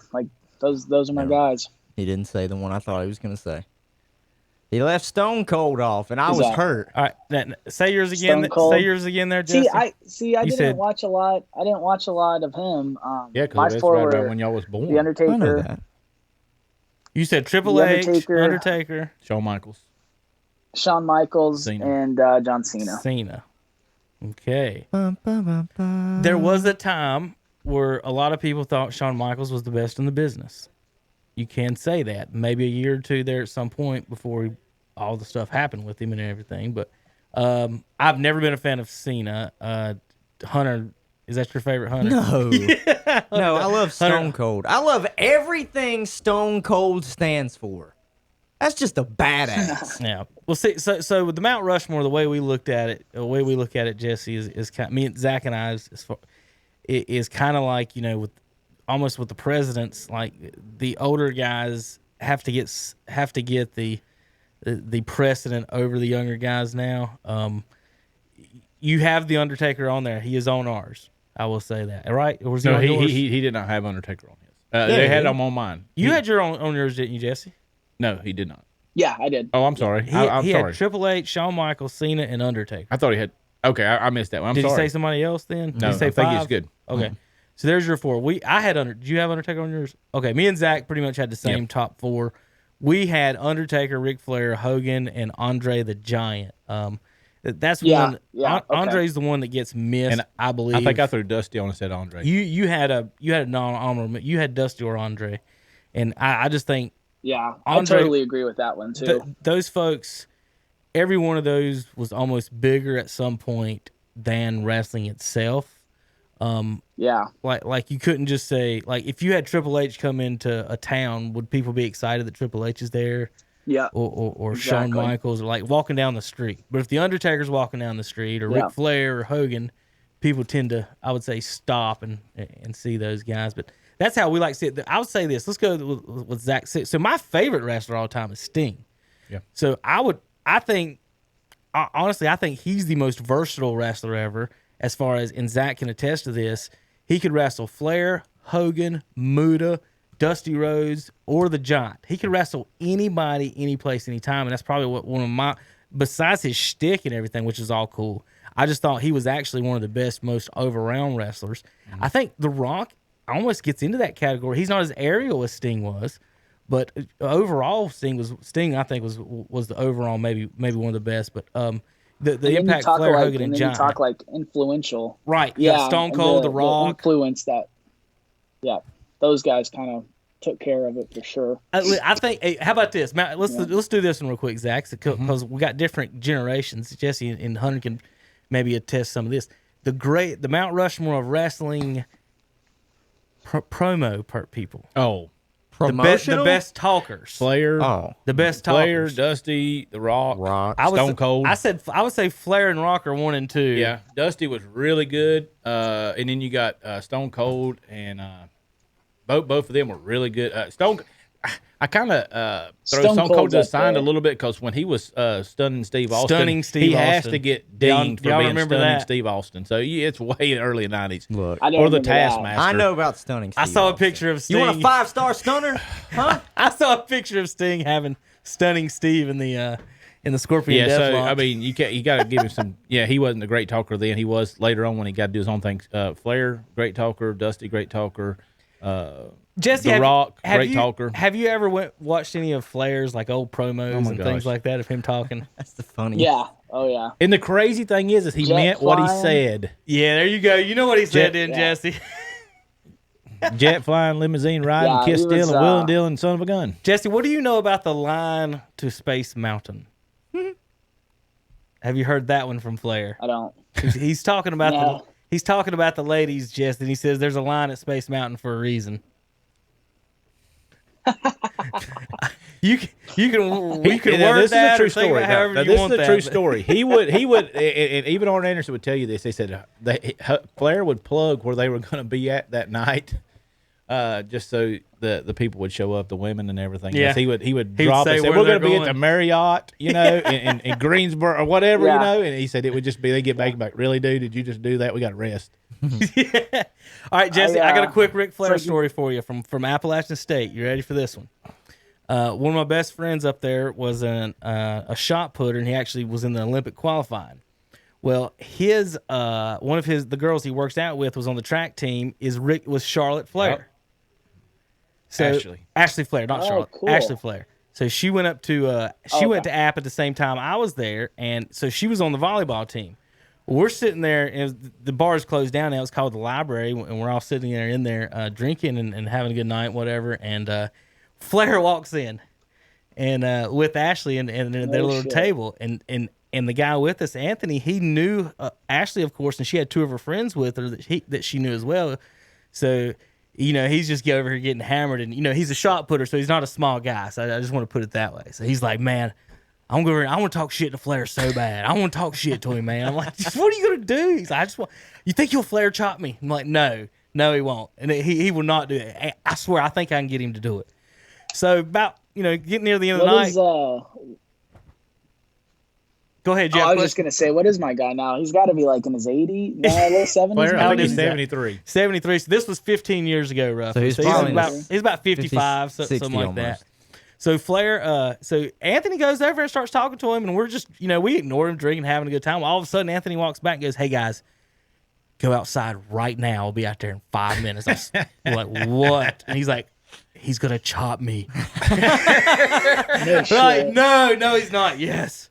So Jesse, we all walked outside, waited a few minutes, and you know, Flair's paying the bill for everybody in there, and all of a sudden he comes outside with his gang, and Anthony's standing there, and you know, he's a nut, so he's a good player. He's funny, but he's a nut. He's like, all right, Flair, what you got? As soon as he walks out the door, I'm like, oh my goodness.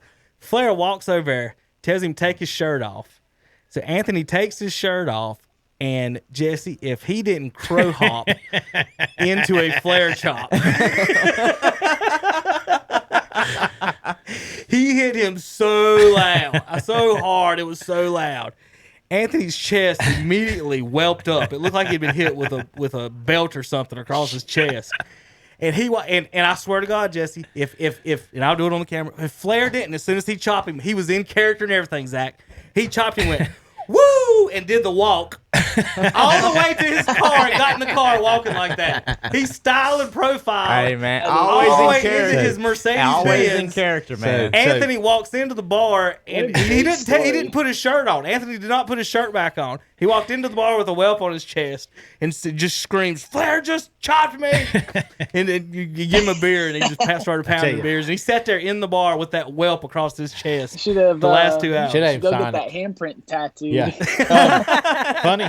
Funny story about Flair. You're an Undertaker fan, obviously, and Flair. Now they kind of got together a little bit into Flair's career, and they respect. Undertaker says Flair's the best wrestler of all time, which is awesome from coming from Undertaker. But they used to wrestle each other, and Flair said Undertaker would come up to him and he said, "You got 4 chops. That's it. Don't do any more." And he said, "I wouldn't do any more."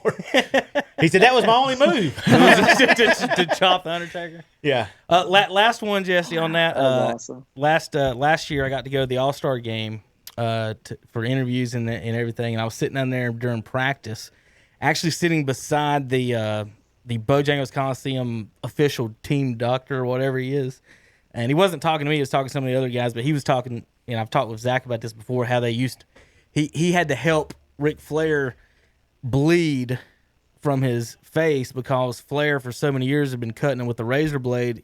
He lost all the blood in his forehead. So the doctor had to come there with a scalpel and help him cut spots on his head so they could get the blood coming out because he said his face was nothing but leather from all the razor blade cuts. Did you know that's how they did that? The razor He's blade. to keep the razor blade under He's the a tough tongue. son of a gun. No razor blades for the What, NASCAR drivers. I will tell you a funny story too, and I know we're getting long on this, but Ricky Morton, Robert Gibson, Rock and Roll Express, they was talking about this. Jim Cornette was actually telling the story. He said back in the day to get blood from some of those guys that didn't want to blade, they would take a syringe, pull their own blood out of their own body, put it in a condom, put it under their tongue, and they would bite it, and it would make it spit it out and everything else. Well. Now they tried that a couple years ago in the ROH when Cornette was there with a tag team, and they make the condoms a lot better now. And he said the guy couldn't pop it, and he swallowed it, and he about choked to death. Oh my God. Damn, can you imagine that? What'd you do today, honey? Well, I had a condom shoved down my throat. That's why. Jeez. All right, Jesse, before you get out of here, what is your best wrecking story? You got a good wrecking story, whether you wrecked someone or someone wrecked you. I got a buddy in race cars, in go-karts one time. He was turning down into turn 1, and a guy T-boned him. My buddy got out and said, "What the hell was you doing?" And the guy said, "I didn't know what you were going to do when you got to turn 1." He said, "Well, I was going to take a fucking left. What were you going to do?" So you got any of those good ones from the days? I got some. I think no wreck is fun, but one that kind of I had a little chuckle right after. I was it was back when I was younger, short track racing, and got spun out, smacked the wall, couldn't drive my car back. It was a big wreck, and I'm mad. I was younger. I'm mad, and it was turn 1, right going into turn 1. It was early in the race, so like there was no need for it. And I get my helmet off, and actually now that I'm telling this story, I got another story after this. All right. I'm taking my helmet off, and I'm like looking for the guy, and I turn around to go put my helmet like inside my car, and this hammered drunk fan is up against the wall like 5 feet, and he's like, "Are you okay?" Like, just got 2 cans in his hands, 2 cans in one hand, and I'm like, "Yeah, man, I'm good." And he's like, "Which one did it to you?" And I don't even think I said it. I think someone else said it. And so the rest of the race, every single time that guy came by, he just flipped him off. So I was like, I appreciate that guy. But race fans are the best. But no, actually, yeah, telling that one, it just reminded me. So I was racing at Martinsville in a late model, 2011. I was young, and similar story. I got spun out. It was towards the end of the race, and there was this race in Martinsville every year. It's huge. And this year there was 2011, there was 50 cars that were there, and they only took 36, and I qualified dead last. I was the last one to make it. It was a super competitive field. So I ran last. It's usually a big wreck fest. It's 300 laps. It's a long race. Yeah. And made it all the way with 10 to go. And I freaking got spun out and wrecked, running ninth. And I was so mad, so pissed off. I immediately get wrecked. I hop out of my car. I'm looking at the guy that spun me out. I'm just flipping him the bird, giving him both of them. And I go to take my gloves off to throw them in my seat. I fucking got out of the car and forgot to put it in gear. So I turn around and my car, no shit, is rolling down the banking, about to smash into a safety truck. So I have to run and sprint and straight up track jump my way into it, slam on the brake. So that's what I get for being the a old jackass, Dukes of Hazzard, Bo and Luke Duke sliding in the window. Oh, dude. Yeah, it was bad. And it's somewhere on YouTube. Somebody sent me a video. So there's evidence of it now. It's embarrassing. It's embarrassing. Well, everybody's got that one embarrassing story. It just so happens that yours is probably plastered everywhere. So you just can't live it down. Yeah. It could be worse. All right, Jesse.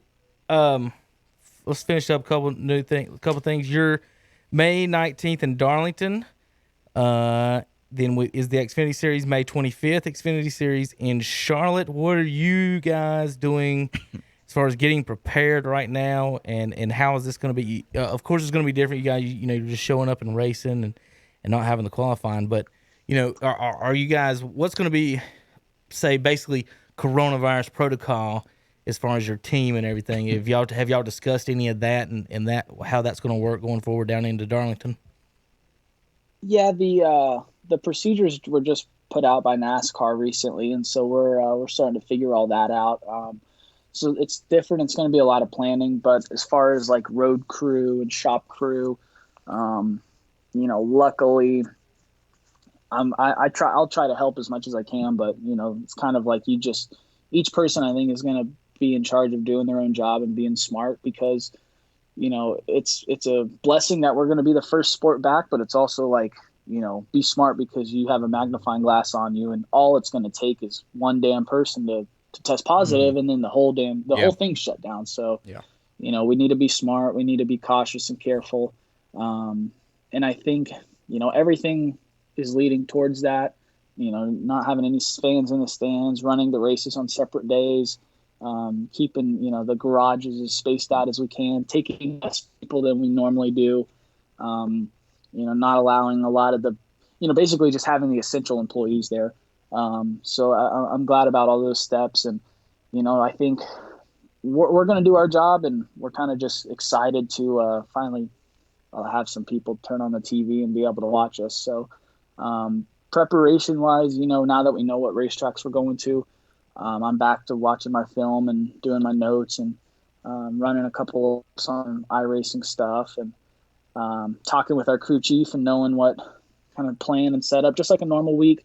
It's different in the sense though that we're looking at it in a lot more detail, just because we're going to show up and race. We're talking about it a lot more because we don't get a practice. We're not going to qualify.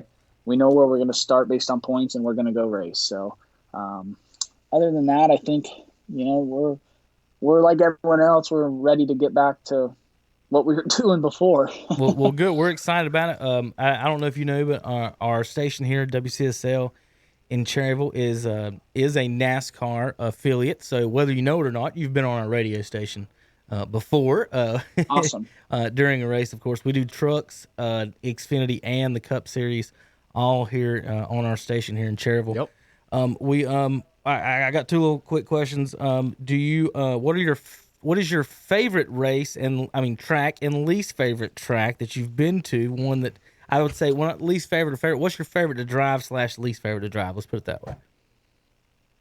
Yeah, that's it's funny you word it that way, because that's like what I tell everyone when they ask. I'm like, look, you can ask a driver what their favorite track is, and it's going to be the one they won at the most, and then you ask them what do they hate the most, and it's going to be the one they suck at. So you can figure it out both ways. But my favorite's definitely Dover, Dover Downs up in Delaware.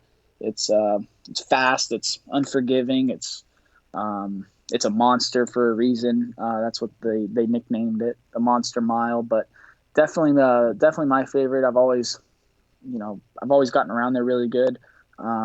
Enjoyed it, and I think it's what I look for in a track where you have to be on edge every second, every 10th of a second. Otherwise, it's going to bite you in the ass. And then my least favorite, I think what I'd like to also tell people when I talk, when I say my least favorite is, each track has its own characteristics. And I think, I don't like saying I hate this track the most, but the track that has the most challenging characteristics for me is Phoenix, out in the desert. It's tough. It's hard for me. I haven't had the best of luck there, but I also haven't had the best of races. I don't have a lot of speed there, and it's been challenging for me. I just have always, I don't know if we've never hit the setup right when we go, and that's what's made it challenging. But the last 3 or 4 races there for me have been tough. So that's one that I put on the need to improve list for sure. That you brought up Dover, I do have. I'll make quick comments on what I think about some of these tracks real quick. The Dover, that was of course, like I said, I was watching Jimmy race that. That was very interesting to me watching them do that on there. He started off braking, and then he turned into lifting. Does the iRacing and stuff help you kind of with that on how you like to on your timing and stuff? Do you like to brake more than lifting? At first, he braked a little bit, and then he was just riding. I was counting in my head basically. It was 5-6 seconds on the gas and lift, 5-6 seconds on the gas and lift, and that's what he turned into that. Yeah, I think what I like with the iRacing stuff is it's very helpful for like your visual cues and stuff, like when to brake and when to lift, stuff like that, when to turn. Basically like your pickup points, when you pick up the throttle, when you get on the brake, it's pretty realistic for that. It is hard from like a standpoint of like you can't feel you can't feel the tires as good. You can't, you know what I mean? It's all the little things, right. I don't think braking at Dover, at least in the truck and Xfinity car, is the way to go. Maybe in the Cup car, maybe with high downforce, in the high downforce package they have, their braking. But maybe that's why he also went to lifting. I don't know. Yeah, he changed. He changed during practice, getting ready for the race. They were working on it, and they're of course watching other people what they were doing and everything. I thought that was interesting. How, he's won so many races. I wonder if he asked his teammate Will Byron what to do. He probably should have, right? Lifting.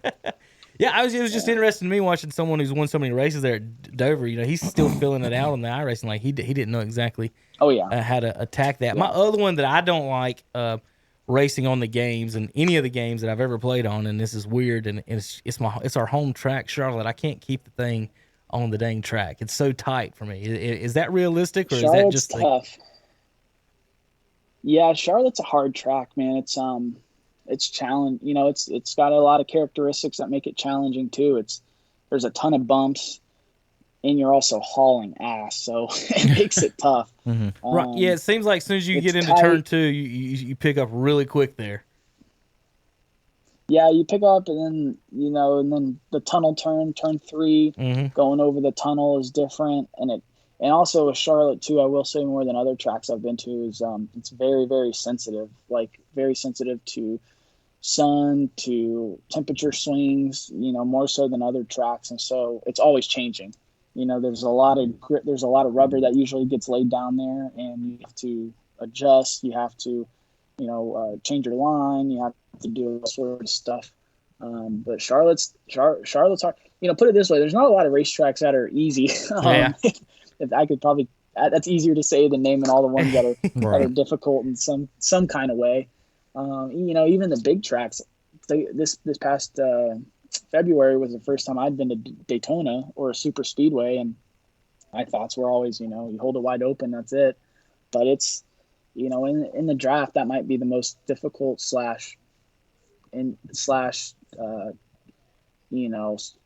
it's a different feeling almost, because you don't know what's going to happen. Usually in a race, you can do somewhat of a decent job at preparing for what's going to happen, whether it's, adjustments, or if you think there's going to be a wreck, you can get out of it, maybe fall back a little bit.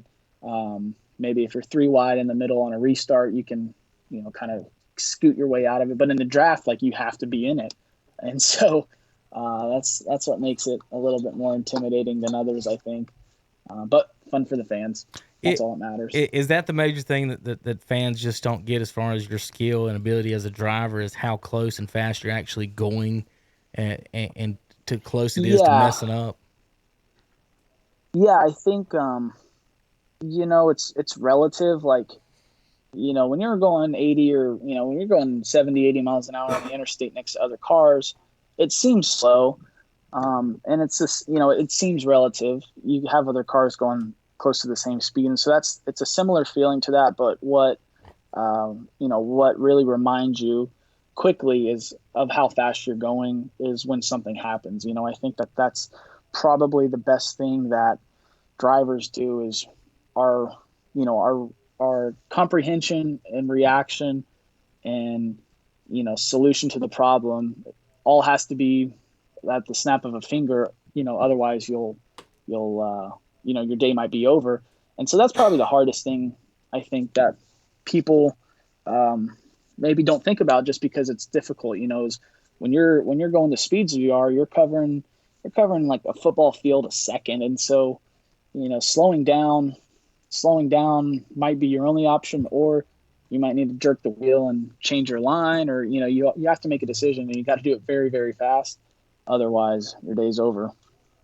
All right, Hunter, got anything else? Well, Jesse, you want to mention any of your other teams or anything like that? I was gonna say, Jesse, before we get out of here, we had some fun. I do want to thank you for staying on so long. A big thank you. He said he didn't have nothing else to do, man. So hey, you can hang out with us for almost 2 hours. But yeah, Jesse, what I wanted to do before you leave was, of course, plug your team. Plug where people can follow you on socials. That way they can keep up with you and the team and how you're doing. Plug your merch. I saw that you had merch drop. I'm waiting for my shirt. Just send it to me, okay? That way. But go ahead and plug yourself, man. Build yourself up really quick. We finally got some t-shirts. I'm happy with the design. It was a fun process for me, kind of designing my own logo. I never would have thought that would have been something I did, but it was enjoyable. We finally got that up and going. It's you can see the link on all of my pages, but my stuff's easy. Jesse Little 97, not too complicated. I like to do a lot on Twitter and Instagram, Facebook. I try to do, but I often kind of forget, and then I have to go back and I just put whatever I put on Instagram on my Facebook. But I use it quite a bit, and it's been fun during this quarantine, because I think we're seeing from a lot of athletes, specifically, just the stuff that they do when they're not doing what everyone thinks they do. Meaning we can't go race. So what do we do around our house? So it's been fun. I've put out a lot of fun videos and done some stuff, but follow me on all that stuff. I enjoy it. I'm very active. You might not like what I say sometimes, but I don't care. No, I'm just kidding. There you go. I like I like interacting with all of them. Yeah, I like interacting with all of them, with all our fans. But I enjoy it, you guys, and thank you. Feel free to give me a call. We'll do it again. I had a good time. Hey, Jess, you're more than welcome to come on anytime you want. We go on Mondays and Wednesdays at 2:00, and on Saturday mornings, I know this one's one on what you want. Saturday mornings 8 a.m. That's the one you need to be up for. There you go. I gotta get back in my routine, man. My routine's gone to shit since all this happened, so I need something to get me up in the morning. Oh, okay. Well, what is your Saturday schedule usually like? For the Xfinity series, when we are racing, we do race on Saturdays. So, my it's funny. Like my girlfriend hates it, but like my Thursday, Friday, Saturdays are like my Monday, Tuesday, Wednesdays. So my Mondays are my weekends. So that's kind of the fun part. But no, Saturdays the last couple of weeks. Shit, every day's been a Saturday for the last couple weeks. So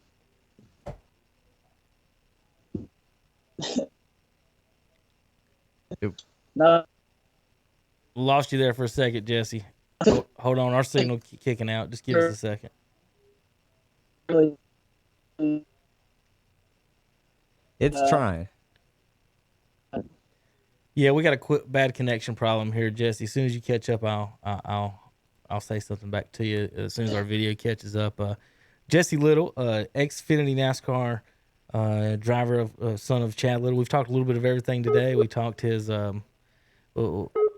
Is he calling back, or are you? No, is it's this just a reconnecting thing. It's poor network. We talked Mount Rushmore of wrestling, Zach, a little bit. We talked his NASCAR racing. There's Jesse. Hey, you're back. You're back. Perfect. There we go. We just lost you for a second. Hey, it's probably not you, Jesse.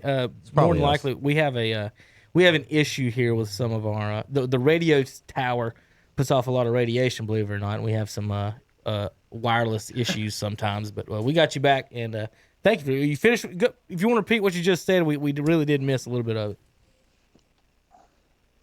Oh yeah, no, it wasn't much importance. I was just saying, trying to get back in the routine of doing what it takes to go around in circles. I know it sometimes doesn't sound hard, but we sure find a way to make it hard. But it's it's enjoyable. I've like I said, I've had a good time with you guys, and feel free. We'll do it again. I'll be a reoccurring guest. Yes, sounds sir. good, man. That'd be awesome, Jesse, and we appreciate it. Hunter, anything else? Nah, that's all, man. Thanks for coming on, buddy. We'll be in touch.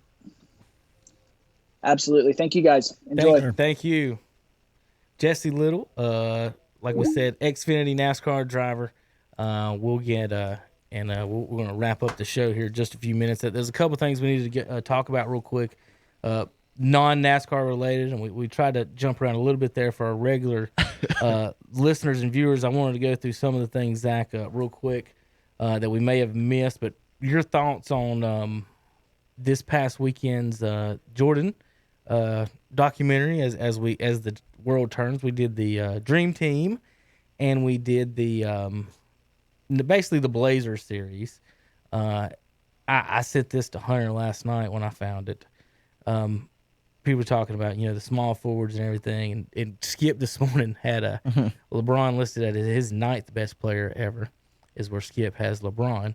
I bet Shannon had a fit. Oh, I'm sure he did. He had Bird at 8, and he was making points on that. But I sent this to Hunter last night, Zach, in 1986. I don't know if you remember this. I didn't. But it definitely sounds like a Larry Bird story. He decided to play left-handed against the Trailblazers. Do you remember that at all? I've heard about that, and I've also heard about the Doc Rivers game. He said he decided to play left-handed so he could save his right hand For the Lakers. 2 nights later. Larry Bird playing only left-handed. And the video shows all of it was left-handed. It's showing it. Larry Bird only left-handed, Zach. 47 points, 14 rebounds, 11 assists on 10 of 21 shooting from lefty. Yeah, his back let him down in his career. And then there was a game against the Hawks, and he is calling his shots. He's telling them before he goes down. He said, "I'm going to go left corner. I'm going to shoot this shot, and I'm going to fall into your bench." He ain't feeling the dude's laugh. And they're all just even the Hawks were like, "This is amazing." So yeah, give it that. I did like the documentary this weekend. I have a book on the Dream Team, and I knew a lot of these stories. They bringing up the Isaiah Thomas thing. It looked like to me that this is my personal opinion about the Isaiah Thomas thing. I think they knew that it was Jordan, it was Bird, it was Magic that didn't want him on the team, and there was no way he was going to get on that team regardless.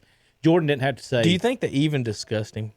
I don't. And that they I think knew the that people. they- I think that the they powers didn't- that be did. I don't think Jordan. I think it was a known thing. Well, I think what I think you're saying. What I think happened is that they were like, they probably don't want to play with Isaiah. Should we even bring him up? That's the problem. Is that what you're thinking? Yeah, because Jordan said, I didn't do that. Nobody's behind the admitting scenes- to saying anything or making any decisions, which seems to me like they were like, do you think Jordan would play if Isaiah? That was the talk behind the scenes. They could have done this. In my opinion. Michael said in that, he said, I asked him who I was playing. There you go. Now, when he asked that, if they would have said Isaiah Thomas, Jordan could have said yes or no. I'm playing or not. They said He Isaiah coulda never Thomas said- is not playing. Right. He could have never said, I won't play if he's not there. All they had to do was say Isaiah's on the team, and then Jordan would have said, I'll be there at practice or I won't be at practice. Is that what you're kind of thinking? Maybe they did their best not to put blame on someone if they could. Yeah, they basically just said Isaiah won't be here. And I think they had the conversations, the powers that be behind the scenes says, look, we want Magic, we want Bird, we want Jordan, and these three way better than Isaiah. Well, Zach, my point Saturday to the guys, and of course it was poo-pooed, but I said basketball-wise, as players, if Isaiah was going to be on the team, if he deserved to be on the team, I actually think he deserved to be on it more than Magic than actual John Stockton. Because at that time, Magic and Bird were not good players. Yeah. Bird was hurt. And it was the end of Magic's career. You got a cramp. Where's your cramp? in my leg. So sorry. That was a kudos kind of thing for them. Right. That's what. So you've got Bird and Magic and Leitner on the team. So those guys really didn't even Magic. play, I could contribute. see Magic that, played a little bit, but my point, people want to throw Stockton off is for Isaiah, and I'm like, Stockton was probably the most deserving one on there at the time. And at the end of the day, remember, he's the all-time steals and assist leader. Yeah. And Stockton was funny. Hunter, you said you watched the Dream Team documentary at one point. You remember him walking through the cities and stuff, and nobody knew who he was? Yeah, nobody knew who he was. Nobody knew who he was. He's a 6-foot white dude just walking around. Yeah. If he would have put on short shorts, maybe they would have recognized him. What do you think? Right. But I mean, me and Mandy, my wife, talked about that, and I'm like, you got Isaiah and you got John Stockton, and he would mesh a lot better with the team. And they said if Isaiah was there, it would have been a disaster. Well, some of the guys wouldn't have got along. And here's the thing. When you have Jordan on your team, Zach, with LeBron and everybody's got to be friends and buddies and everything. Do you really need to worry about, what do you need Isaiah Thomas for? Yeah. You're right, because do you need him for scoring? He's not a passer. No. Do you need him to play defense? Right. No. Can he distribute to the other guys? That's not really his game. I mean, he was a one-on-one point. He was Kyrie Irving, basically, before Stockton he was the first Kyrie Irving. Stockton and Magic were better fits. So, right. So, I just thought that was, they talk about Isaiah all they want, but I could see the argument with them not being on it because of some of those reasons. The whole college player thing, the Leitner, Shaq question everybody had, I almost would have them not just put a college player. They shouldn't have. I thought about that the other night. I just wish they wouldn't have even worried about with the college player. Of course, I thought Dominique should be on it but he was hurt. I think it was ACL time.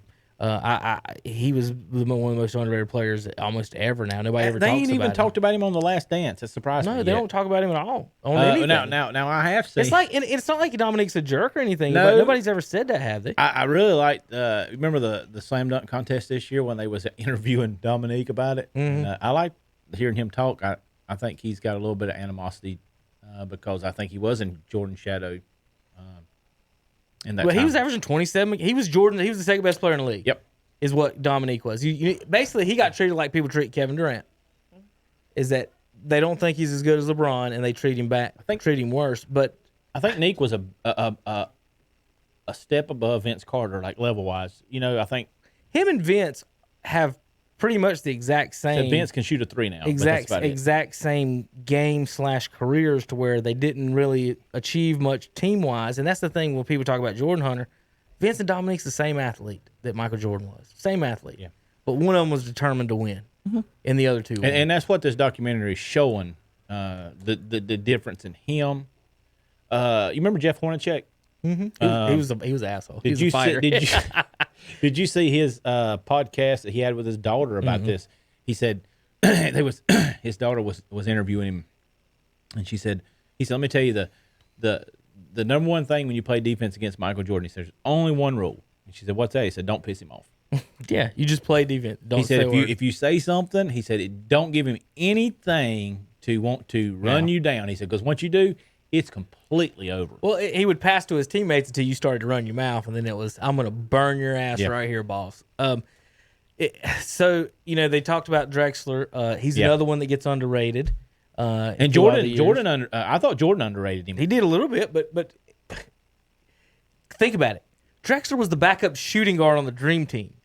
That means he was the second best shooting guard in the league, and Jordan thought of himself, I'm so much better than this guy. It's an insult to even mention him on him, and he's on the Dream Team. Yeah. Right. So Zach, we talked about last week a little bit about how Jordan, in his early years, Magic won a championship, didn't beat Jordan. Larry won championships through the Bulls. The Pistons won championship through the Bulls. But as soon as Pippen made the All-Star team, it was over. It was over for every single star in the league. Akeem Olajuwon was the only one to win a championship while Jordan's in a Bulls uniform during that time, and that was just half the year. So that's four. Let's say 4 people. You just say those 4 people won it during Jordan's time. I got the sheet over here. I don't know where I put it. I got 9 people, 9 different stars that won during LeBron's time. Yeah. So he shut down the league. LeBron let I told us 100 him Saturday. He went Oprah. But how many players? How much better would we think Clyde is if he had a championship? Well, you could Barkley. How about Karl Malone with 2? I was going to say the top 50, a lot of the top 50 players that they did that time was the players didn't win a championship, right? And the one team that I thought was really really good, and they showed them was that Knicks team. The Knicks, Hunter, were the Pistons. They were good. They were the Pistons, but they didn't come along until. I agree with Zach. If they would have switched times, I think the Knicks would have won the 89-90 championships. Yeah, they were good. But Jordan figured out how to beat that. Mm-hmm. You saw it. I went to the weight room. We started dishing out it. Yeah. They figured out how to beat it, and that's how they went through the Knicks. They got down 2-0 to the Knicks. Yeah. And Patrick Ewing, because of the way Jordan beat him all those years, he gets minimized of how great he was. And they had a good team when I forgot they had Starks. They had Allen Houston. They had forget about him. Latrell Sprewell played. Mason. They had Oakley. In the later years. Mason, Oakley, Ewing. They were loaded. Derek Harper. So yeah, interesting. This weekend, what did you see the previews for this week? Can y'all remember what they are? I thought I just saw it a second ago, and then I closed my. Is it going into the baseball deal? Yes. Yes, they are talking baseball. So this is my wheelhouse, Hunter. Zach. This is Space Jam time. Because when he come out of baseball retirement to save the world from alien slavery, so this is when it happens. Just let y'all know. This one ought to be interesting. You seen in the last documentary where he's starting to get tired of it? Yeah, that's what I want to talk with Jesse. I want to give you my Space Jam and Olympics takedown of LeBron before we even talk about the NBA. He does. He's still the same kind of person in his the way with Barkley. Yeah, he all he did was say, "You got he told me," the and truth. he wouldn't even talk to him. He told the truth. He wouldn't even talk to him. So he's basically just. Barkley said today. They had a thing today. Barkley said, "We probably never be friends." That's sad. Over something so small and so insignificant. The other thing that come up this past week, I believe, was this show was the Barkley. How good Barkley really was. Nobody. They don't know. I mean, he was 27 and 13 that year. He's got Giannis's numbers, but he's 6'4". He's got Giannis's number. Yeah. He rebounds at 13 points. He gets more rebounds. He got more rebounds than Shaq did, Zach. Just say that to people. When everyone says Shaq is the most dominant person, everyone will be like, well, Dennis Rodman at 6'7" and Charles Barkley at 6'4" both average more rebounds than Shaq. I mean, okay. All right, I've got some fun tweets and stuff here before we get out of the show. Just small comments, nothing big here. This could be big. The salary cap in 2021 I saw this. is facing a potentially massive hit in the NFL. Mm-hmm. Going down? Mm-hmm. By because of the coronavirus? It could be anywhere from $30 to $80 million. What's the cap right now? One? I do not I don't know. but You're talking. I don't either. Listen, you're talking at that price. That's a quarterback at $30 million. Yeah, it's a quarterback, and not only that, don't even consider that. That's a bunch of players just for $30 million. Yeah, if you already got a quarterback, you're the Mike Trout or the Braves offense. Right. That's what Dak Prescott. That's exactly what it is. That's what Dak Prescott wants. Dak Prescott ain't have a starting job. It's coming. This will make you want to roll your eyes. Jason Garrett involved in the Giants waiving Reggie White Jr. for Cooper Rush. Whatever. Reggie White Jr. Have was waived. Did you know? for Did you talk Cooper about Rush. Andy Dalton going to be the starting quarterback for Well, the Cowboys coming up? I'm getting that in a get to second. When this is that that was my next tweet. That's awesome. You can still go 8-8, spending $26 million less You for can. But Andy other Dalton. players in other spots, I would do it. This is a picture of a UPS worker, and it says, "I miss sports so much. I went to the UPS box store just so I can boo the Packers." Nice. Nice. Get it? Did I lose it? I miss sports so much. I went to the UPS store just so I can boo the Oh, Packers. yeah. Box Okay, pack. got it. Yeah, there you go. I sent that to Will Boykins and just put boo, boo. He didn't respond to He it. didn't. He was upset. Zach Tebow is the only quarterback in Broncos history to be drafted by the team and Win a playoff game. Yeah. That's neat. All right, you want the these are the over-unders on wins for NFL teams. Oh, no, this is someone else's predictions. Who are these predictions? I didn't even keep the who made the predictions. I forgot these predictions. That was stupid of me. All right, real quick. Zach, real quick. We'll finish up the show with that. Andy Dalton to Dallas. Terry told us Saturday they might do it. And Well, if Dak holds out, yeah. but why would you even sign Dak now? You got a 32-year-old Andy Dalton Tech- that throws the football very well, and you got loaded offense. He's Technically- and then you can they've sign already more signed him players. for- No, technically, they can rescind this franchise tag and let Dak walk. They could. They could technically. And then you could load up on players. They're just got. Hey, just to keep it brief, they just got. We'll see when it gets closer to put training Andy, camp Dalton, put time. Andy Dalton at the quarterback, and then go sign Jadeveon Clowney and put him on the defense. Why the hell not? I mean, I would. listen, I'm just. I know you're not a Clowney fan. They but cut Romo or got rid of him for money and to have a cheap quarterback. Now that cheap quarterback wants $35 million a year, 10 more than Romo was getting, and the backup is making $3 million, who has 5 winning seasons in the NFL, and he can make $700 if they win the Super Bowl. He gets $7 million if they win. They the Super Bowl. don't need him to And run. he can walk the next year because it's only 1 year contract. They don't need him to run, and they are loaded at wide receiver and running back. I mean, How much does Clowney want? Was it close to 20? He dropped it down to like. he's not getting. They just 12 said that million. he's not. Actually, the Eagles are looking for him, but he's not. They're going to get him for nothing. if Yeah, they for wanted nothing him. because nobody's going to pay him, so he's going to have to Listen just to take this. what anybody will get him for if he that wants to play. 20 for the amount of money Dak Prescott wants paid. This is what you could sign. Andy Dalton and Jadeveon You Clowney. could sign Andy Dalton, Clowney, and the Cleveland Browns backfield. They're only making like $8 million. Yeah, they're all- total. Nick Chubb's still on a rookie I mean, contract. even if you throw in some more The defensive whole players, Browns backfield, all the running backs, Chubb, Kareem Hunt, Andy Dalton, and Jadeveon Clowney, all for the same price That's Dak Prescott. of Dak Prescott. And we talk money all the time in these shows. And so, has he been good enough or overwhelming enough Hey. to say, yeah, we better pay? and this you know guy? what? In the end of all things, Zach Flair they, chopped his drink. they could have a backup cornerback in Cam Newton. That's the other thing. Well, I mean, hey, we'll see what. Give it another few weeks for it to play out. Would and you we'll have? see Would how you it goes. trade? Would you trade Dak Prescott for Cam Newton, Andy Dalton, and Jadeveon Clowney? Well, did you see what, right now? I did would. you see what Andy Dalton said on one of the main reasons why he signed with Dallas Cowboys? He said, "We already live here, and I'm not moving during this time." So Right. he makes a decent point, but you might just turn out to be the starter, Bucko. All accounts are he's a really good guy too. I don't. Yeah, he's not going to be Everything a I've seen, locker room cancer. he's a great guy. He's not super old. He's 32. Yeah, I mean, he's going to get the job done. just someone, either one of you, convince me why Dak Prescott is worth 25 to $30 million more There ain't no Than way. Andy Dalton. than There's Andy no way. Dalton. There's can't. no way. I can't because technically, how many years has Dak played? 4 going on 5 right now. I don't know how long. Here's his why. rookie Here's why I contract was. can't do it. Is because you got to use that money for what we just did. Who else can you put on your team? Mm-hmm. And Andy Dalton can give you at least as good, maybe a little less than Dak. I don't know. You have to look past the last 3 years of Andy Dalton's career. He's been in Cincinnati. He's been in Cincinnati, and I want you to say that again. He's been in Cincinnati. In his first 5 years, he had winning seasons, and 4 of them were 10-win seasons. And he's had so some fluke that, stuff with finger You remember he broke his finger, hurt his hand. He's had some fluke stuff. He's never truly in the last 3 to 4 seasons had his number one go-to receiver in AJ Green because he's been suffering with turf toe for like 10 years. It seems like.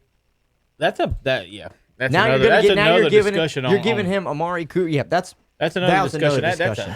Dion got deep. turf toe, and that's a tough one. I had turf toe my senior year in basketball. Extremely painful. Both my toes, actually, in basketball. Cause, all right, he's not a sponsor. We had Team Jordans, and they had this ring around them. It was a metal ring or something, but it was right with your toes, Jimmy. And I had turf toe. It is awful. It is. You can't do anything. Every step you take is just pain. Both my toes, big toes, were black. It's not fun. As far as the Andy Dalton thing goes, I mean, how could you not? Like I said, it's $26 million. This guy, you're going to go in this practice. You saw the throws on Twitter, didn't you? Oh, yeah. When he was throwing it in the little square. Yeah. So if you go to practice, let's say Dak holds out and don't sign his thing, and they've been practicing with him, and he's over here throwing darts every day for $3 million. Don't ball out with a new coach. That's another thing. He'll know the offense before Dak does if he holds out. Another coach. Shit, I mean, you know. They signed Andy Dalton to make Dak. Is what they've done. This whole time, I honestly thought that they weren't going to sign Dak and let another team sign him. I honestly thought that's what they're trying to do. And I thought the Patriots were going to do it, really. But we'll see. They don't want to put the money. If they won't put the money into Brady, they're not going to put it into Dak Prescott. That's my thing with them as well. So I don't know what Dallas' strategy is right now other than putting pressure on Dak. But if he does that, then I mean, you just put in Dalton. Right. I would. Right. I wouldn't even blink an eye. I'd put Dalton in. I'd just say, look, Dak, thanks for the last couple of years. You're on your rookie deal. You're not now. See ya. Go have a good career somewhere else without all these weapons that you have. And then we're taking Andy Dalton and we're going to load the defense up. Yep. That's it. Do it. I could care less if Dallas wins anyway, so go ahead. He's the Redskin. I don't care. All right, here he might show up. Dak might show up in Redskins. Andre just sent this to me. This is a funny. I don't know what this is, on Instagram or Twitter. I think it's Twitter. Barkley said, I was playing 2K. I don't even know if this is real. I don't think Barkley's on Twitter. I think somebody fake put this on there. Said, bro, I was playing 2K and missed a I don't know why I said green free throw. I missed a free throw and then realized who I was shooting with. He said, shake my head. I showed a picture of Shaq. Shaq responded, things like this is the reason I put my phone on silent so people like you can't get a ring even on my phone.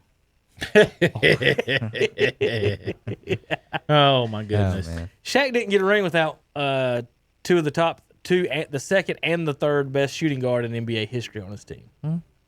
Is that a correct statement, Zach?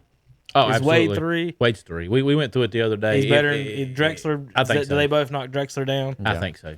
So I know Kobe does. Kobe's and Wade he won championships. He's won what, 3? Wade was good. I liked Wade at Marquette. I'm a Wade fan. Has he got 4? They didn't 3. They didn't win. He 3 won in 1 with Miami. Shaq. He won 1 with Shaq and 2 with LeBron. He didn't win 1 without Shaq. Okay, but gosh, he's good. All right. Well, any other thoughts before we get out of here? Been a good show. Been a fun show. Jesse Little joined us, Xfinity, driving. Fun talking with him. I'm sure he don't get a lot of questions in his interviews, Hunter, about the wrestling Mount Rushmore. Oh, I guess. Is that the first time he's got that one? Probably, but we'll get him back on. Because it's Wrestling Wednesday. It's Wrestling Wednesday. We'll get him back on. Don't worry. I just do one real quick before we go. I can't recommend enough if when you're bored and you're not doing anything during this time, and if you did watch wrestling at some point, and I know Zach he mentioned them earlier, and I didn't. We could have talked on that for a long time. I've been watching all these Cornettes. I apologize, Jim.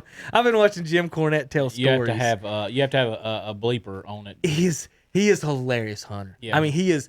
Yeah. And like Zach said, you can't watch with your kids around or anyone, your mother or anyone around, because he has no filter on his mouth. But he tells all the stories about the old wrestling. He knows everything. Yeah. He was in the meetings. He was setting up. He was running everything with Vince McMahon. He was. And he was just telling stories about them. And it's just every one I click on is funny. It's money. Yes. Every one I click on it don't matter what the topic is. I cannot even care about the wrestler they're talking about. Yeah. and he will make it fun and funny talking about these dudes and the things they did.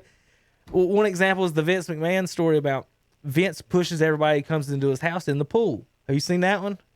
So Hunter, they'll be sitting there and say you just come up, and Zach is Pat Patterson, and you'll sit down. You know, Vince will go somewhere, hide. I don't know. He'll go somewhere else, and Pat will be like, "I can't believe that son of a bitch put that in his bottom of his pool like that." And you would be like, "What? What are you talking about? Go look. He had like stupid motherfucker or something written in the bottom of the pool, and you can see it from right there if you just stand right there." And that is in Cornette's. I don't know how many times we've got people to do this. They'll go over and look. And by God, here comes Vince. Boom, shoves them in the water. Weirdo. He said they were talking about how Vince don't like people to cough. No. Yeah, he's a germaphobe. No. He don't like Vince people. is a germaphobe. He don't like yes men, people who nod. He doesn't like people who just nod while he talks.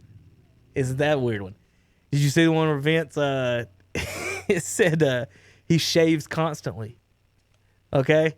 He has one of those beards that grows in like very quickly. So he keeps in his briefcase a Norelco electric shaver. And Cornette said he just grinds on that thing all the time, all day long. He said somebody one day, I can't remember if he said it was Pat or one of the other ones, asked him, said, "Vince, why don't you just let that thing grow out?" And Vince's response was, "I can't let it win." Is that not Jordan right there? That thought. Vince is not going to let the beard win. Who knows? Who cares? It's just him and a beard. He won't let it win. But it's just funny story after funny story about He's Cornette. loaded. It's incredible how funny. Like If he ever makes a book, I've got a lot of autobiographies. If he ever makes one, I want the stories of it. I'll have that. I would. He would probably be the best guest you could ever have on any show. I would just say just for entertainment. You can't have any sponsors if you got him on your show. No, but he's gonna. You're done. It's awesome. You're getting dropped by everybody. All right, guys, we're gonna get out of here. We've had a good time today. Hunter, where is? How did it disappear? I don't know. Like where's the edges of this? I don't know. I don't know. What happened with it? I can't end the show. I can't play my music because I Well, can't. you can just be like, bye. Like, yeah, I guess we can, but like this is weird. I don't know what to do. I can't pull up anything. Well, we'll just end the show. All right, this well, way. folks, we're going to say goodbye to everybody. Hunter, we'll see you Saturday morning with Mitchum's Kitchen Breakfast. Zach next Wednesday. Thanks for joining us today. We had fun talking to Jesse Little. A little wrestling talk today, and some more football and more. We'll see you guys Saturday morning sports talk with Terry Reinhardt, Tom Sinifani, Hunter Yancey, myself, JP, and more on KTCBroadcasting.com. See you guys.